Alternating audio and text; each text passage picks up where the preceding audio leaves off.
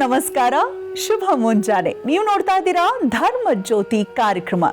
ನಮ್ಮ ಧರ್ಮ ಜ್ಯೋತಿ ಕಾರ್ಯಕ್ರಮದ ಮೂಲ ಉದ್ದೇಶವೇ ಆಚಾರ ವಿಚಾರ, ಸಂಸ್ಕೃತಿ, ಸಂಪ್ರದಾಯ ಇದನ್ನು ವಿಧಿವತ್ತಾಗಿ ಎಲ್ಲರ ಮನಸ್ಸಿಗೆ ತಲುಪಿಸಬೇಕು ಅನ್ನೋ ಕಾರಣಕ್ಕೆ NKR ವಾಹಿನಿ ಒಂದು ಹೆಮ್ಮೆಯ ಪ್ರಸ್ತುತಿಯನ್ನು ಸಾದರಪಡಿಸಿದೆ ಧರ್ಮ ಜ್ಯೋತಿ ಕಾರ್ಯಕ್ರಮದ ಮುಖೇನ.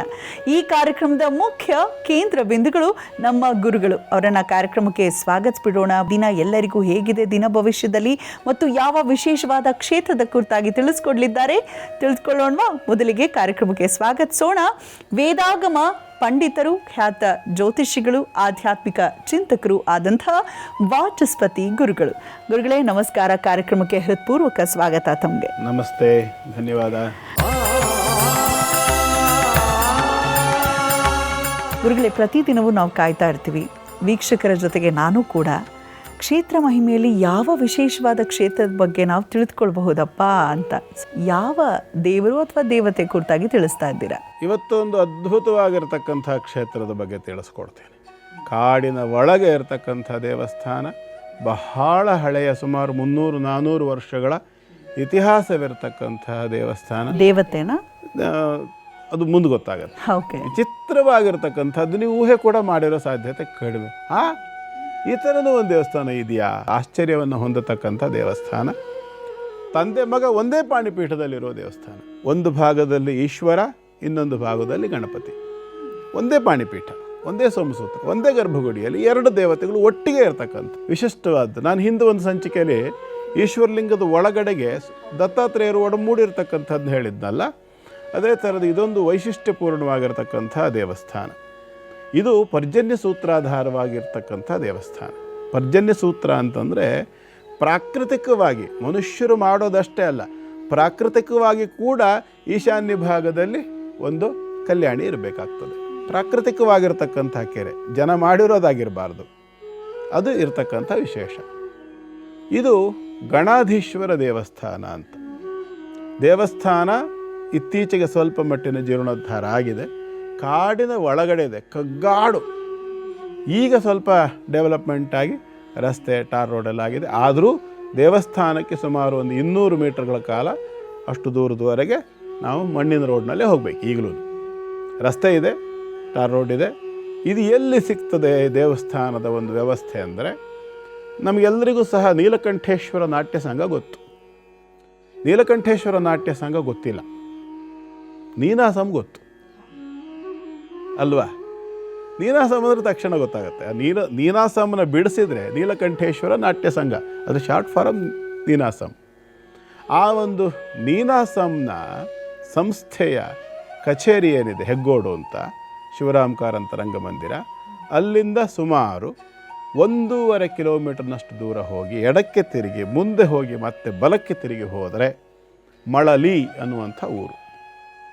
ನೀಲಕಂಠೇಶ್ವರ ನಾಟ್ಯ ಸಂಘ ಹೆಗ್ಗೋಡಿನಿಂದ 3 ಕಿಲೋಮೀಟರ್ ದೂರದಲ್ಲಿರ್ತಕ್ಕಂಥ ದೇವಸ್ಥಾನ ಇದು. ಮಳಲಿ ಗಣಾಧೀಶ್ವರ ದೇವಸ್ಥಾನ, ಕಾಡಿನ ಒಳಗಿರ್ತಕ್ಕಂಥ ದೇವಸ್ಥಾನ ಇದು. ದೇವಸ್ಥಾನ ಸುತ್ತಮುತ್ತ ಎಲ್ಲ ಮಣ್ಣಿನ ರಸ್ತೆನೇ. ಈಗಲೂ ಸಂಪೂರ್ಣವಾದ ಹರಿದ್ವರ್ಣದ ಕಾಡು, ನಳನಳಿಸ್ತಾ ಇರತಕ್ಕಂಥ ಹಸಿರು. ಈಶಾನ್ಯ ಭಾಗದಲ್ಲಿ ಪ್ರಾಕೃತಿಕವಾಗಿ ನಿರ್ಮಿತವಾಗಿರ್ತಕ್ಕಂಥ ಕಲ್ಯಾಣಿ. ಈಗಲೂ ಆ ಕಲ್ಯಾಣಿಯ ಒಳಗಡೆ ಇಳಿಯೋದಕ್ಕೆ ಭಯ ಆಗುತ್ತೆ. ಎಲ್ಲಿಂದ ಹಾವು ಬಂದುಬಿಡ್ತದೆಯೋ, ಎಲ್ಲಿ ಜಿಗಣೆ ಇದೆಯೋ, ಎಲ್ಲಿ ಚೇಳು ಇದೆಯೋ ಅನ್ನೋಷ್ಟ್ರ ಮಟ್ಟಿಗೆ ಅದನ್ನು ಸ್ಪಷ್ಟವಾಗಿ ಅದನ್ನು ಸ್ವಚ್ಛ ಮಾಡಲಿಕ್ಕೆ ಕೂಡ ಭಯಪಡ್ತಕ್ಕಂಥ ಅಷ್ಟು ಒಂದು ಎನರ್ಜಿ ಸೋರ್ಸ್ ಇರ್ತಕ್ಕಂಥ ದೇವಸ್ಥಾನ. ಬಹಳ ಅದ್ಭುತವಾಗಿ ಅದರಲ್ಲಿ ಇರ್ತಕ್ಕಂಥದ್ದೇನೆಂದರೆ, ಆ ಗರ್ಭಗುಡಿಯಲ್ಲಿರ್ತಕ್ಕಂತಹ ಗಣೇಶ ಮತ್ತು ಶಿವ, ಇದು 2 ಕೂಡ ಒಂದೇ ಪಾಣಿಪೀಠದಲ್ಲುಂಟು. ಎಲ್ಲೂ ಕಾಣೋದಕ್ಕೆ ಸಿಗೋದಿಲ್ಲ, ನಮಗೆ ಸಿಗೋದಿಲ್ಲ. ಒಂದೇ ಪಾಣಿಪೀಠದಲ್ಲಿ ಈಶ್ವರ ಮತ್ತು ಗಣಪತಿ ಒಟ್ಟಿಗೆ ಇರತಕ್ಕಂಥದ್ದು. ತುಂಬ ಪುರಾತನವಾದ, ಸುಮಾರು 400 ವರ್ಷದ ಇತಿಹಾಸ ಇರತಕ್ಕಂಥ ಒಂದು ಕ್ಷೇತ್ರ ಇದು. ಅದ್ಭುತವಾಗಿ ಅಲ್ಲಿ ಕೂಡ ಎಲ್ಲ ಕಡೆ ದೇವಸ್ಥಾನದಲ್ಲಿದ್ದ ಹಾಗೆ ಅಭಿಷೇಕಾದಿ ಪೂಜೆಗಳು, ವಾರ್ಷಿಕವಾಗಿರ್ತಕ್ಕಂಥ ಹಬ್ಬ ಹರಿದಿನಗಳು, ಸಂಕಷ್ಟ ಚತುರ್ಥಿ, ಶಿವರಾತ್ರಿ, ಸೋಮವಾರ, ಎಲ್ಲ ರೀತಿಯಾಗಿರ್ತಕ್ಕಂಥ ವ್ಯವಸ್ಥೆ ಜೊತೆಯಲ್ಲಿ ಬಹಳ ವಿಚಿತ್ರವಾದೊಂದು ವ್ಯವಸ್ಥೆ ಇದೆ ಇಲ್ಲಿ. ಅಲ್ಲಿ ಹೋಗಿ ಅವನನ್ನು ಮಾತಾಡಿಸ್ಬೇಕು, ಗಣೇಶನನ್ನು. ಅದು ಅದ್ಭುತ. ಹೇಗೆ ಮಾತಾಡಿಸ್ಬೋದು? ಹೇಗೆ ಬೇಕಾದ್ರೂ ಮಾತಾಡಿಸ್ಬೋದು. ಅಲ್ಲಿ ಅವನನ್ನು ಪ್ರೀತಿ ವಿಶ್ವಾಸದಿಂದ ಅವನ ಜೊತೆ ಮಾತಾಡ್ಕೊಂಡು ಬಂದುಬಿಟ್ರೆ ಬಹಳ ಅದ್ಭುತವಾಗಿರತಕ್ಕಂಥ ರಿಸಲ್ಟ್ಗಳು ಸಿಕ್ಕುತ್ತೆ. ಸೇವೆ ಏನು ಮಾಡ್ಬೋದು, ಸೇವೆ ನಿಮ್ಗೆ ಇಷ್ಟ, ಅಲ್ಲಿ ಇಷ್ಟು ಕಾಣಿಕೆಯೋ ಸೇವೆಯೋ ಮತ್ತೊಂದು. ಈ ದೇವಸ್ಥಾನದಲ್ಲೆಲ್ಲ ಲಿಸ್ಟ್ ಹಾಕಿರ್ತಾರಲ್ಲ, ಕುಂಕುಮಾರ್ಚನೆ, ಅಭಿಷೇಕ, 108 ಥರದ ಲಿಸ್ಟು, ಅದ್ರ ಮುಂದ್ಗಡೆ ಪ್ರೈಸ್ ಟ್ಯಾಗು. ಆ ಥರದ ವ್ಯವಸ್ಥೆ ಇಲ್ಲದೇ ಇರತಕ್ಕಂಥ ಒಂದು ಕ್ಷೇತ್ರ ಅದು. ನೀವು ಸೇವೆ ಮಾಡಬೇಕು ಅಂತಂದರೆ ಮುಂಚಿತವಾಗಿ ಹೋಗಿ ತಿಳಿಸಿ ಇಂಥ ದಿವಸ ಬರ್ತೀವಿ ಅಂತ ಹೇಳಬೇಕೆ ಹೊರತು ಅಲ್ಲಿ ಹೋಗಿ ಚೀಟಿ ನೋಡಿಕೊಂಡು ಈ ಸೇವೆ ಮಾಡಿಸ್ಕೊಡ್ಬೇಕು, ಇದನ್ನು ಮಾಡಿಕೊಡಿ ಅಂತ ಹೇಳೋದಕ್ಕೆ ಅವಕಾಶ ಇಲ್ಲ. ನಿಮಗೆ ಇಂಥ ದಿವಸ ಸೇವೆ ಆಗಬೇಕು ಆದರೆ ಅಲ್ಲಿ ಹೋಗಿ ಕೇಳಿ ಮಾತಾಡಿ ಮೊದಲೇ ವಿಚಾರ ತಿಳಿಸಿ ಆಮೇಲೆ ನೀವು ಆವತ್ತಿನ ದಿವಸ ಹೋಗಬೇಕಾಗುತ್ತೆ. ಮಾತಾಡಿಸೋದು ಅಂದರೆ ಹೇಗೆ? ಈಗ ನಾವು ಚಂಡಿಕೇಶ್ವರನ ಹತ್ರ ಹೋದಾಗ ಏನೋ ಹೇಳಿ ಥರ ಮಾಡಿ ಕೈ ತಟ್ಟಿ ಬರೋ ಅಂಥದ್ದನ್ನು ನಾವು ನೋಡ್ತಿರ್ತೀವಿ. ಆದರೆ ಗಣಪನನ್ನು ಮಾತಾಡಿಸೋದು ಅಂದರೆ ಈಗ ನಿಮ್ಮ ಮಾತಲ್ಲೇ ಎಷ್ಟು ಚೆನ್ನಾಗಿ ಬಂತು ನೋಡಿ. ನೀವೇನಂದ್ರಿ ಗಣಪಣ್ಣನ ಮಾತಾಡ್ಸೋದು ಅಂದ್ರಿ ಅಲ್ವಾ? ಅಂದರೆ ಒಬ್ಬ ಅಣ್ಣನ ಹತ್ರ ನಾವು ತಮ್ಮನಾದ್ರೆ ಹೇಗೆ ಮಾತಾಡ್ತೀವಿ ಅಲ್ವಾ? ಹಾಗೆ ಆ ಒಂದು ಭಾವನೆಯೊಂದಿಗೆ ಅವನ ಜೊತೆ ಅಲ್ಲಿ ಕನೆಕ್ಟ್ ಆಗೋಕ್ಕೆ ಬರುತ್ತೆ. ಅಲ್ಲಿ ಅದೊಂದು ವಿಶೇಷ. ಒಂದು ಕಥೆ ಹೇಳ್ತೀನಿ ಇದಕ್ಕೆ ಸಂಬಂಧಪಟ್ಟು ಒಂದು ಕಥೆ ಇದೆ, ಭಾಳ ಚೆನ್ನಾಗಿದೆ. ನಾನು ಕಂಡ ಕಥೆ ಹೇಳ್ತೀನಿ. ಇದು ನನ್ನ ಎದುರಿಗೆ ನಡೆದ ಕಥೆ ಇದು. ವ್ಯಕ್ತಿ ಯಾರು ಅಂತ ಬೇಡ, ಮಿಸ್ಟರ್ ಎಕ್ಸ್. ಅದು ಯಾರಿಗೂ ಜನರಿಗೂ ಅಷ್ಟು ಗೊತ್ತಿರ್ತಕ್ಕಂಥ ವ್ಯಕ್ತಿ ಏನಲ್ಲ. ಅವರು ಇರಲಿ, ಸ್ವಲ್ಪ ಪ್ರಚಾರ ಎಲ್ಲ ಇಲ್ಲದೆ ಇರತಕ್ಕಂಥ ವ್ಯಕ್ತಿ, ಸಹಜ, ಊರು ಕಡೆಯವರು. ಒಂದು ದಿನ ಆ ಕ್ಷೇತ್ರದಲ್ಲಿ ಒಂದು ಅದ್ಭುತವಾಗಿರತಕ್ಕಂಥ ಒಂದು ಕಾರ್ಯಕ್ರಮ, ವಾರ್ಷಿಕೋತ್ಸವದ ಕಾರ್ಯಕ್ರಮ. ಅಲ್ಲಿಗೆ ಅಡುಗೆ ಕೆಲಸಕ್ಕೆ ಅಂತ ಒಬ್ರಿಗೆ ಹೇಳಿದ್ರು. ನಮ್ಮ ಪರಿಚಯಸ್ಥರೇನೆ ಅವರು ಬಂದರು ನೇರವಾಗಿ. ನಾವು ಈ ಮಲೆನಾಡಿನ ಕಡೆ ಹವ್ಯಕ ಅಂಥೇಳಿ ಒಂದು ಜನಾಂಗ ಇದ್ದೀವಿ. ನಮ್ಮದೇ ಆಗಿರ್ತಕ್ಕಂಥ ಕನ್ನಡದ ಒಂದು ಭಾಷೆಯ ಸ್ವಲ್ಪ ವೈವಿಧ್ಯ ಇರ್ತದೆ, ಶೈಲಿ ಬೇರೆ ಇದೆ, ಶೈಲಿ ಬೇರೆ ಇರತಕ್ಕಂಥ ಸ್ಲ್ಯಾಂಗ್. ಹೌದು, ಕನ್ನಡದ ಅದು ಒಂದು ಭಾಷೆಯ ವೈವಿಧ್ಯತೆ. ಅವರು ಅದೇ ಭಾಷೆಯನ್ನು ಮಾತಾಡ್ತಕ್ಕಂಥವ್ರು. ಅಲ್ಲಿ ಬಂದರು ದೇವಸ್ಥಾನಕ್ಕೆ. ಉಲ್ಟ ಹೇಗೆ ಹೊಡಿತಾನೆ ಅನ್ನೋದಕ್ಕೆ ನಿಮಗೆ ಸಾಕ್ಷಿ ಕೊಡೋದು ನಾನು. ಬಂದರು, ಸೀದಾ ಬಂದ್ಬಿಟ್ಟು ದೇವಸ್ಥಾನ ಎದುರುಗಡೆ ಬಂದು ನಿಂತು, ಆರಾಮಿದೆಯಾ ಅಂದರು ದೇವ್ರಿಗೆ. ಅವರಿಗೆ ವಾಸ್ತವಾಂಶ ಅವ್ರ ಒಳಗಡೆಗೆ ಅವನ ಮೇಲೆ ಏನು ಅವ್ರಿಗೆ ಗೊತ್ತಿಲ್ವಾ? ಅವನು ದೇವರು, ಅವನ ಎದುರುಗಡೆ ನಾವು ಹುಡುಗಾಟ ಮಾಡಬಾರ್ದು ಅಂಥೇಳಿ ಗೊತ್ತಿಲ್ವಾ? ತಮಾಷೆ ಅಂಥೇಳಿ ಒಂದು ಕ್ಲೋಸ್ ಆಗಿ ಇದ್ದವರು ಕಾಮಿಡಿ ಮಾಡ್ತಾರಲ್ಲ, ಆ ಥರ ಕಾಮಿಡಿ ಅಂತ ಪಾಪ ಮಾಡಿದ್ರು. ಒಳಗಡೆ ಹೋದರು. ನಿತ್ಯ ಓಡಾಡುವಂಥ ಜಾಗ, ಪದೇ ಪದೇ ಇಲ್ಲಿ ಯಾವುದೇ ಫಂಕ್ಷನ್ ಆದರೂ ಬಂದು ಅಡುಗೆ ಮಾಡ್ತಕ್ಕಂಥವ್ರು ಅವರು. ಅಂಥದ್ರಲ್ಲಿ ಒಳಗಡೆ ಹೋಗುವಾಗ ತಲೆಗೆ ಹೊಡೆಸ್ಕೊಂಡ್ರು, ಬಾಗಿಲು ಹೊಡೆಸ್ಕೊಂಡ್ರು. ಹೋದವ್ರು ಬಾಗಿಲು ಹಾಕಕ್ಕೆ ಹೋಗ್ಬಿಟ್ಟು ಕೈ ಇರ್ಕಿಸ್ಕೊಂಡ್ರು. ಸ್ನಾನಕ್ಕೆ ಹೋದವರು ನೀರು ಮೈ ಮೇಲೆ ಹೊಯ್ಕೋಬೇಕಿದ್ರು, ನೋಡ್ದಲ್ಲೇ ಹೊಯ್ಕೊಂಬಿಟ್ಟು ಮೈ ಸುಟ್ಕೊಂಡ್ರು. ಅಂದರೆ ಬಿಸಿ ನೀರು, ಬಿಸಿ ಜಾಸ್ತಿ ಇತ್ತು. ಎಲ್ಲದೂ ಮಾಡ್ಕೊತ ಒದ್ದಾಡ್ಕೊತ ಬಂದರು, ಎಲ್ಲ ಮಾಡಿದ್ರು. ಬಡ ಬಡ ಬಡ ಬಡ ಬಂದರು, ದೇವರಿಗೆ ನಮಸ್ಕಾರ ಮಾಡಿದ್ರು, ಹೋದರು. ಒದ್ದೆ ಬಟ್ಟೆ ನೀರು ಸೇದಬೇಕು, ಮಡಿಲಿ ನೀರು ಸೇದಬೇಕು ಅಂದರು. ಬಡ ಬಡ ಬಡ ಬಡ ಹೋದರು, ಬಾವಿಯಲ್ಲಿ ಹಗ್ಗ ಬಿಟ್ಟು ನೀರು ಸೇದಿದ್ರು, ತಂದರು, ತುಂಬಿದ್ರು ನೀರಿನ ಪಾತ್ರೆಗೆ. ಥೋ ಅಂತ ಕೂಗಿದ್ರು ಅಡುಗೆ ಭಟ್ರು. ಏನಾಯಿತು? ಪುಣ್ಯಾತ್ಮದು ಸಕ್ಕರೆ ಪಾಕ ಮಾಡಿಟ್ಟಿದ್ದೀನಿ ಜಿಲೇಬಿಗೆ ಅಂತ ಅದಕ್ಕೆ ನೀರು ಸುರಿದ್ಬಿಟ್ಟಿಯಲ್ಲ. ಸುಮಾರು ಒಂದು 2-3 kg ಅಷ್ಟು ಸಕ್ಕರೆಯನ್ನು ಹಾಕಿ ಒಂದು ಪಾತ್ರೆಯಲ್ಲಿ ಹೆಚ್ಚು ಕಡಿಮೆ ಒಂದು 3-4 ಬಕೆಟ್ ಆಗೋಷ್ಟು ಸಕ್ಕರೆ ಪಾಕ ಮಾಡಿಟ್ಟಿದ್ರು ಜಿಲೇಬಿ ಹಾಕೋದಕ್ಕೆ ಹೇಳಿ. ಒಂದು 600-800 ಜಿಲೇಬಿಗಳನ್ನು ಮಾಡಬೇಕಲ್ಲ, 100 ಜನ ಆಗೋ ಜಾಗದಲ್ಲಿ. ಸಕ್ಕರೆ ಪಾಕಕ್ಕೆ ನೀರು ತಂದು ಸುರಿದ್ಬಿಟ್ರು. ಆವತ್ತು ಬೆಳಿಗ್ಗೆಯಿಂದ ಸುಮಾರು 7 ಗಂಟೆಯಿಂದ 10 ಗಂಟೆ ತನಕ ಅದು ಎಷ್ಟು ಜನರ ಹತ್ರ ಬಯಸ್ಕೊಂಡ್ರು, ಅದು ಎಷ್ಟು ಕಡೆ ತಲೆ ಹೊಡೆಸ್ಕೊಂಡ್ರು, ಕೈ ಹೊಡೆಸ್ಕೊಂಡ್ರು, ಜಿಲೇಬಿಗೆ ಸಕ್ಕರೆ ಪಾಕ ಹಾಳು ಮಾಡಿದ್ರು. ಎಲ್ಲ ರಂಪುಗಳು ನಮ್ಮ ಎದುರುಗಡೆ ನಡೆದಿದ್ದು. ಈ ಥರ ಮಿಸ್ಟೇಕನ್ನು ಅನುಭವಿಸಿ ಕಡೆಗೆ ಅಪ್ಪ ನನ್ನ ತಪ್ಪಾಯಿತು ಕೊಡೋ ಹೇಳಿ ಹೋಗ್ಬಿಟ್ಟು ಉದ್ದಕ್ಕೆ ದೇವಸ್ಥಾನದಲ್ಲಿ ಸಾಷ್ಟಾಂಗ ಬಿದ್ದರು. ಅಪ್ಪ ನಾನು ಬೆಳಗ್ಗೆ ನಿನ್ನ ಹತ್ರ ತಮಾಷೆ ಮಾಡಿ ದೊಡ್ಡ ಅಪರಾಧ ಮಾಡೋದಪ್ಪ, ದಯವಿಟ್ಟು ಕ್ಷಮಿಸ್ಬಿಡು. ಏನೋ ಒಂದು ತಮಾಷೆ ಅಂತ ಮಾಡಿದೆ, ನೀನು ನನ್ನ ಅಣ್ಣ ಅಂತೇಳಿ ನಾನು ಹಿಂಗೆ ಮಾಡಿದೆ, ಈ ಥರ ಮಾಡಿಬಿಟ್ಟಿಯಲ್ಲ ನೀನು ಹೇಳಿ ಅವನು ಎದುರುಗಡೆ ಹೋಗಿ ಕಣ್ಣೀರು ಹಾಕ್ಬಿಟ್ಟು. ಸೋ ಸ್ವೀಟ್ ಅವನು. ಆ ನಂತರದ ಮಜಾ ನೋಡಿ. ಅವತ್ತು ಮಧ್ಯಾಹ್ನ ಸಕ್ಕರೆ ಪಾಕ ಎಲ್ಲ ಮಾಡಿಟ್ಕೊಂಡಿದ್ದಕ್ಕೆ ಶಾರ್ಟೇಜ್ ಆಗಿ ಜಿಲೇಬಿಗೆ ಇವ್ರು ನೀರು ಹಾಕದೇ ಇದ್ದಿದ್ರೆ ಸಕ್ಕರೆ ಪಾಕನು ಕಡಿಮೆ ಆಗಿಬಿಡ್ತಿತ್ತು. ಜಿಲೇಬಿಗೂ ಮತ್ತು ಸಕ್ಕರೆ ಪಾಕ ಮಾಡಿ ಜಿಲೇಬಿ ಮಾಡೋದು ಎಷ್ಟೊತ್ತಿಗೆ ಅದು ಅಲ್ಲಿಗೆ ಮೇಂಟೈನ್ ಆಯಿತು. ಇವ್ರು ನೀರು ಹಾಕಿದ್ದಕ್ಕಾಗಿ ಅದೊಂದು ಒಳ್ಳೇದಾಯ್ತು. ಅದು ಆಮೇಲೆ ಒಂಚೂರು ಬಿಸಿ ಮಾಡಿಕೊಂಡ್ರು, ಅದಕ್ಕೆ ಮುಗಿಸ್ಕೊಂಡ್ರು. ಭಾರಿ ವಿಚಿತ್ರವಾಗಿ ಈ ಥರದಲ್ಲಿ ಅಂದರೆ ಅವ್ರು 2-3 ಮಿಸ್ಟೇಕ್ಗಳು ಮಾಡಿದ್ದು. ಆ 2-3 ಮಿಸ್ಟೇಕ್ಗಳು ಕೂಡ ಇವ್ರು ಹೋಗಿ ಕ್ಷಮೆ ಕೇಳ್ಕೊಂಡು ಬಂದ ನಂತರದಲ್ಲಿ ನೆಗೆಟಿವ್ ಇದ್ದಿದ್ದು ಪಾಸಿಟಿವ್ ಆಯಿತು, ಅದು ಆಯಿತು. ಹಾಗೆ ಅವನ ಅಲ್ಲಿರ್ತಕ್ಕಂಥ ಈಶ್ವರ ಗಣಾಧೀಶ್ವರ ಅಲ್ಲ, ಶಿವನು ಅಷ್ಟೇ. ಶಿವನದೇನು ವ್ಯವಹಾರ ಇಲ್ಲ. ಶಿವನಿಗೇನಿದ್ರು ನಾವು ಡೈರೆಕ್ಟ್ ಆಂತರಿಕವಾಗಿ ನಾವು ಶಿವನ ಹತ್ರ ಮಾತಾಡಬೇಕು. ಗಣಪತಿ ಹತ್ರ ಓಪನ್ ಆಗಿ. ಇದು ಅಲ್ಲಿರ್ತಕ್ಕಂಥ ವೈಶಿಷ್ಟ್ಯ. ಈ ರೀತಿಯಾಗಿ ಅಲ್ಲಿ ಬಂದು ಸೇವೆ ಇತ್ಯಾದಿಗಳನ್ನು ಶಕ್ತಿಯಾನುಸಾರ ಸಲ್ಲಿಸಿ ಹೋಗಿರ್ತಕ್ಕಂಥವ್ರು ಅನೇಕರು, ಸಾವಿರಾರು ಜನ ವರ್ಷಕ್ಕಲ್ಲಿ ಇವತ್ತಿಗೂ ನಡ್ಕೊಳ್ತಾರೆ. ಒಂದು ಸಿದ್ಧ ಕ್ಷೇತ್ರವೂ ಹೌದು. ಯಾಕೆ ಕೆಲವು ಕ್ಷೇತ್ರಗಳಲ್ಲಿ ಸಿದ್ಧಿ ಅಂತಕ್ಕಂಥದ್ದು ನಿಲ್ತದೆ?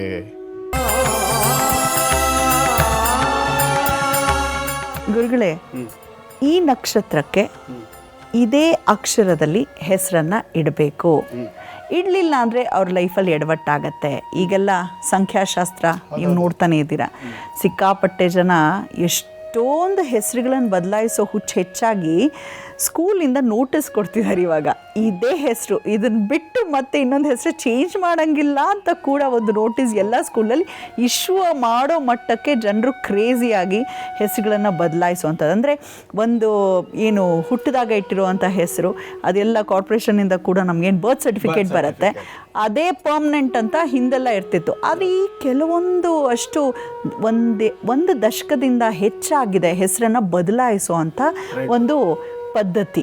ಯಾಕೆ ಹೀಗೆ? ನೀವು ವೈಜ್ಞಾನಿಕವಾಗಿ ಹೇಗೆ ಹೇಳ್ತೀರಾ? ಮತ್ತು ಇನ್ನೊಂದು ಮಾತನ್ನು ನಾನು ಕೇಳಿದ್ದೀನಿ, ಏನಪ್ಪ ಅಂತ ಹೇಳಿದ್ರೆ, ತಾಯಿ ಮತ್ತು ತಂದೆ ಅವರು ಏನು ಕರೀತಾರೆ ಅದ್ರ ಮೇಲೆ ಅವರ ಭವಿಷ್ಯ ನಿರ್ಧರಿತ ಅಂತೆಲ್ಲ ಹೇಳಲಾಗತ್ತೆ. ಸೊ ಎಲ್ಲ ಪ್ರಶ್ನೆಗೆ ನಿಮ್ಮ ಉತ್ತರ. ಮೊದಲನೇದಾಗಿ ನಕ್ಷತ್ರಕ್ಕೆ ಸಂಬಂಧಪಟ್ಟು ಅಕ್ಷರಗಳನ್ನೊಂದು ಸರಿ ನೋಡ್ಕೊಂಬಂದ್ಬಿಡೋಣ. 1 ನಿಮಿಷ ನಂಗೆ ಟೈಮ್ ಕೊಡಿ. ಈ 1 ನಿಮಿಷದಲ್ಲಿ ನೀವು ಹೇಗೆ ಅದನ್ನು ಗಮನಿಸಿ ಲೆಕ್ಕ ಇಟ್ಕೊಳ್ತೀರೋ ನಿಮಗೆ ಬಿಟ್ಟಿದ್ದು. ನಾನು ಹೇಳ್ತಾ ಹೋಗ್ತೀನಿ. ಚೂಚೆ ಚೋಲ ಅಶ್ವಿನಿ ಲೀಲು ಲೇಲೋ ಭರಣಿ ಆ ಇ ಉ ಎ ಕೃತ್ತಿಕ ಓ ವಾ ವಿ ಉ ರೋಹಿಣಿ ವೇ ಓ ಕಾಕಿ ಮೃಗಶಿರ ಕೋ ಕೇಕೋ ಹಾಹಿ ಕೂಘಂಗ ಚ ಆರ್ದ್ರ ಕೇಕೋ ಹಾಹಿ ಪುನರ್ವಸು ಹುಹೆ ಹೋಡ ಪುಷ್ಯ ಡೀಡು ಡೇಡೋ ಆಶ್ಲೇಷ ಮಾಮಿ ಮೂಮೆ ಮಘ ಮೋಟಾ ಟೇಟು ಹುಬ್ಬ ಟೇಟೋ ಪಾಪಿ ಉತ್ತರ. ಅರ್ಥ ಆಯ್ತಲ್ಲ?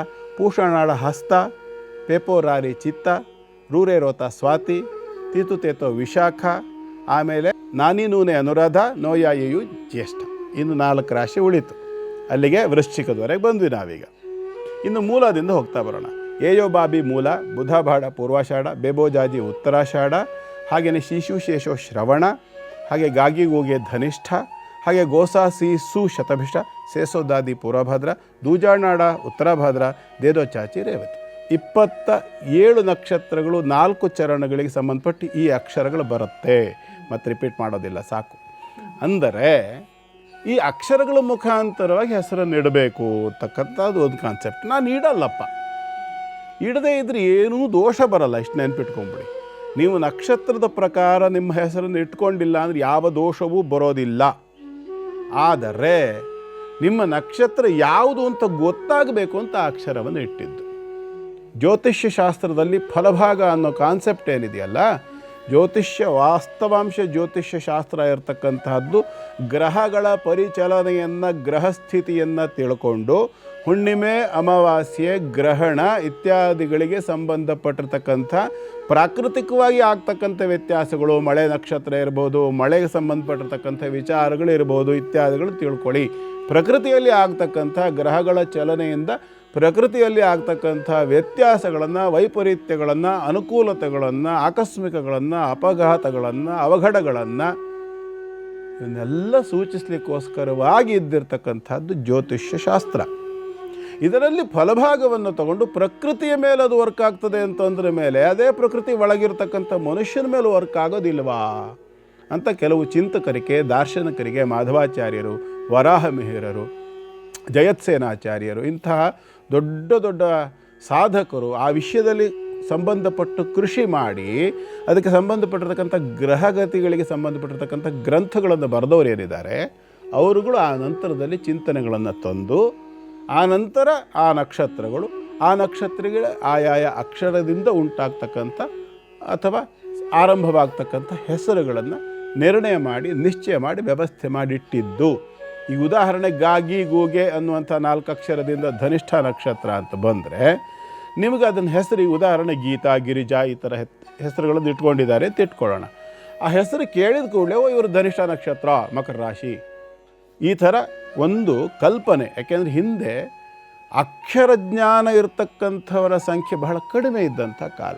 ಎಲ್ಲರೂ ಓದ್ತಿರ್ಲಿಲ್ಲ. ಸೊ ನೀವು ಹೇಳೋ ಪ್ರಕಾರ ಅಕ್ಷರಕ್ಕೂ ನಮ್ಮ ಭವಿಷ್ಯಕ್ಕೂ ಏನು ಸಂಬಂಧ ಇರೋದಿಲ್ಲ? ಇಲ್ಲ. ನೀವು ಯಾವ ಅಕ್ಷರದಿಂದ ಬೇಕಾದರೂ ನಿಮ್ಮ ಹೆಸರನ್ನು ನೀವು ಇಟ್ಕೊಳ್ಳಿ. ಆದರೆ ನಿಮ್ಮ ನಕ್ಷತ್ರ ರಾಶಿ, ನಿಮ್ಮ ಕುಂಡಲಿಯ ಕಲ್ಪನೆ ನಿಮ್ಗೆ ಉಂಟು ಹೇಳಾದರೆ ಯಾವ ಹೆಸರನ್ನು ಇಟ್ಕೋಬಹುದು, ಯಾವ ದೋಷ. ಸೊ ಅಕ್ಷರ ಒಂದು ವೈಬ್ರೇಷನ್, ಸೊ ಅದರಿಂದನೇ ಇಟ್ಕೊಳ್ಬೇಕು, ಇಲ್ಲದಿದ್ರೆ ನಿಮ್ಮ ಭವಿಷ್ಯ ಚೆನ್ನಾಗಿರಲ್ಲ. ಅಷ್ಟೇ ಅಲ್ಲ ಗುರುಗಳೇ, ಈಗ ಎಂಥ ಟ್ರೆಂಡ್ ಬಂದಿದೆ ಅಂದರೆ, ನನ್ನ ಪರಿಚಯದವರೊಬ್ಬರು ಇಡೀ ಅವರ ಮನೆಯವರ ಫೋನ್ ನಂಬರ್ಸ್ ಎಲ್ಲ ಚೇಂಜ್ ಮಾಡಿಬಿಟ್ಟಿದ್ದಾರೆ, ಮತ್ತು ಅವರ ಫ್ರೆಂಡ್ಸ್ಗಳದ್ದು ಎಲ್ಲ ಫೋನ್ ನಂಬರ್ಸ್ ಚೇಂಜ್ ಮಾಡಿದ್ದಾರೆ. ಕಾರಣ ಏನು ಅಂದರೆ, ಈಗ ಎಲ್ಲವನ್ನ ನೋಡಿ ಎಲ್ಲರೂ ಬೃಹಸ್ಪತಿಗಳೇ ಆಗಿರೋ ಥರ ನಾವು ಸೋಷಿಯಲ್ ಮೀಡಿಯಲ್ಲಿ ನೋಡ್ತಿರ್ತೀವಿ. ಯಾರೋ ಒಬ್ಬರು ಪಕ್ಕದ ರಾಜ್ಯದ ಒಬ್ಬರು ಜ್ಯೋತಿಷಿಗಳು ಹೇಳಿದಂಥ ಮಾತಿಗೆ ಕಟ್ಟಿಬಿದ್ದು ನಮ್ಮ ಫೋನ್ ನಂಬರ್ ಏನಿರುತ್ತೆ ಅವೆಲ್ಲವನ್ನು ಕೂಡಿಸಿ ಈ ನಂಬರ್ ಇದ್ದರೆ ಅಯ್ಯೋ ಅವ್ರಿಗೆ ಒಳ್ಳೇದಾಗಲ್ವಂತೆ, ಆಕ್ಸಿಡೆಂಟ್ ಜಾಸ್ತಿ ಅಂತೆ. ಅದು ಅವರ ಗಾಡಿ ನಂಬರಿಂದ ಹಿಡಿದು ಅವರ ಫೋನ್ ನಂಬರ್ಗಳ ಮೇಲೆಲ್ಲ ಸಿಕ್ಕಾಪಟ್ಟೆ ಅವರು ಅದೊಂಥರ ಹೇಗಂದರೆ ತಲೆಗೆ ಹುಳ ಬಿಟ್ಕೊಂಡಿದ್ದಾರೆ ಅಂತ ಹೇಳ್ಬೋದು. ಸೊ ನಾವು ಯೂಸ್ ಮಾಡುವಂಥ ಫೋನ್ ನಂಬರ್ ಕೂಡ ನಮಗೊಂದು ವೈಬ್ರೇಷನ್ ಕೊಡುತ್ತಂತೆ ನಮ್ಮ ಏಳಿಗೆಗೆ, ಅಥವಾ ವೈಬ್ರೇಷನ್ ಮೋಡ್ ಇರುತ್ತಲ್ಲ. ಆದರೆ ನಂಬರ್ ಕೂಡ, ಫೋನ್ ನಂಬರ್ ಕೂಡ ನಮ್ಮ ಜನ್ಮ ಜಾತಕ ಜೊತೆಗೆ ಕೊಂಡಿಯಾಗಿರುತ್ತಾ? ನನಗೆ ಅದರ ಮೇಲೆಲ್ಲ ನಂಬಿಕೆ ಇಲ್ಲ. ನೇರ ಹೇಳ್ತೀನಿ. ಒಂದು ಪ್ರಶ್ನೆ, ಈಗ ಒಬ್ಬರು ನಮ್ಮ ಹತ್ರಕ್ಕೆ ಬಂದರು, ಸ್ವಾಮಿ ನನ್ನ ಹೆಸರಲ್ಲಿ ಲಾಸ್ಟಿಗೆ ಸ್ಯಾಡ್ ಇದೆ ಅಂತ ಹೇಳ್ಕೊಂಡು ಚೇಂಜ್ ಮಾಡ್ಕೊ, ನೀನು ತುಂಬ ನೀ ಎಲ್ಲಿ ಹೋದ್ರೂ ನಿಂಗೆ ಬರೀ ದುಃಖನೇ ಬರುತ್ತೆ. ಫಾರ್ ಎಕ್ಸಾಂಪಲ್ ಪ್ರಸಾದ್ ಲಾಸ್ಟಿಗೆ SAD ಸ್ಯಾಡ್ ಬಂದ್ಬಿಟ್ಟಿದೆ, ನಿಂಗೆ ಎಲ್ಲೋದ್ರೂ ಸ್ಯಾಡ್ನೆಸ್. ಅಲ್ಲಯ್ಯ ಪುಣ್ಯಾತ್ಮ, ಹಿಂದೆ PRAಗೆ ಬೆಲೆ ಇಲ್ವಾ? ಪ್ರಸಾದ ಭಗವಂತನ ಅನುಗ್ರಹದಿಂದ ಬರ್ತಕ್ಕಂಥ ಪ್ರಸಾದಕ್ಕೆ ಲಾಸ್ಟಿಗೆ ನಿನ್ನ ಖುಷಿಗೆ ನೀ SAD ಸ್ಯಾಡ್ ಮಾಡ್ಕೊಂಡೆ. ಪ್ರಸಾದ್ ಅರ್ಧಾಕ್ಷರ ಅಲ್ಲ, ಅದು ಪ್ರಸಾದ. ಶಿವಪ್ರಸಾದ, ಕೇಶವ ಪ್ರಸಾದ, ಗುರುಪ್ರಸಾದ, ಅದು ಪ್ರಸಾದ ಅನ್ನುವಂಥ ಪ್ರಸಾದ ಅಂತ ನೀನು ಮಾಡ್ಕೊಂಡಿರೋದು ಸ್ಯಾಡ್. ಆ ಸ್ಯಾಡ್ ತಂದ್ಕೊಂಡು ನೀನು, ಹಾಗಾಗಿ ಅದು ಸ್ಯಾಡ್ ಆಗೋದಿಲ್ಲ. ಸೊ ನಾನು ಹೇಳೋದು ಇಷ್ಟೇ ನೋಡಿ, ಮನುಷ್ಯನ ಪ್ರತಿಯೊಂದು ಹುಚ್ಚಿಗೂ ಅದು ಮಿತಿ ಇದ್ರೆ ಚಂದ. ನೀವು ಮಾಡ್ಕೊಳ್ಳಿ, ನಂಬರು ನ್ಯೂಮರಾಲಜಿ ಪ್ರಕಾರ ಇಟ್ಕೊಂಡೆ, ಹಾಗಿಟ್ಕೊಂಡೆ ಹೀಗಿಟ್ಕೊಂಡೆ, ಸ್ವಲ್ಪ ಅನುಕೂಲ ಆಯಿತು. ಯದ್ಭಾವಂ ತದ್ಭವತಿ. ವಿಶ್ವಾಸ ಫಲದಾಯಕ. ನಿಮಗೆ ನಂಬಿಕೆ ಇದೆಯಾ, ಖಂಡಿತವಾಗಿ ಆ ನಂಬಿಕೆ ಫಲ ಕೊಡ್ತದೆ. ಆದರೆ ಯಾರದ್ದೋ ಮಾತಿಗೆ ಕಟ್ಟಿಬಿದ್ದು ಹೋಗಿ ನೀವು ಮಾಡಿಕೊಂಡು ಅದರಲ್ಲಿ ಸಕ್ಸಸ್ ಸಿಕ್ಕುತ್ತೆ ಅಂತ ನಾನು ಹೇಳಲಾರೆ.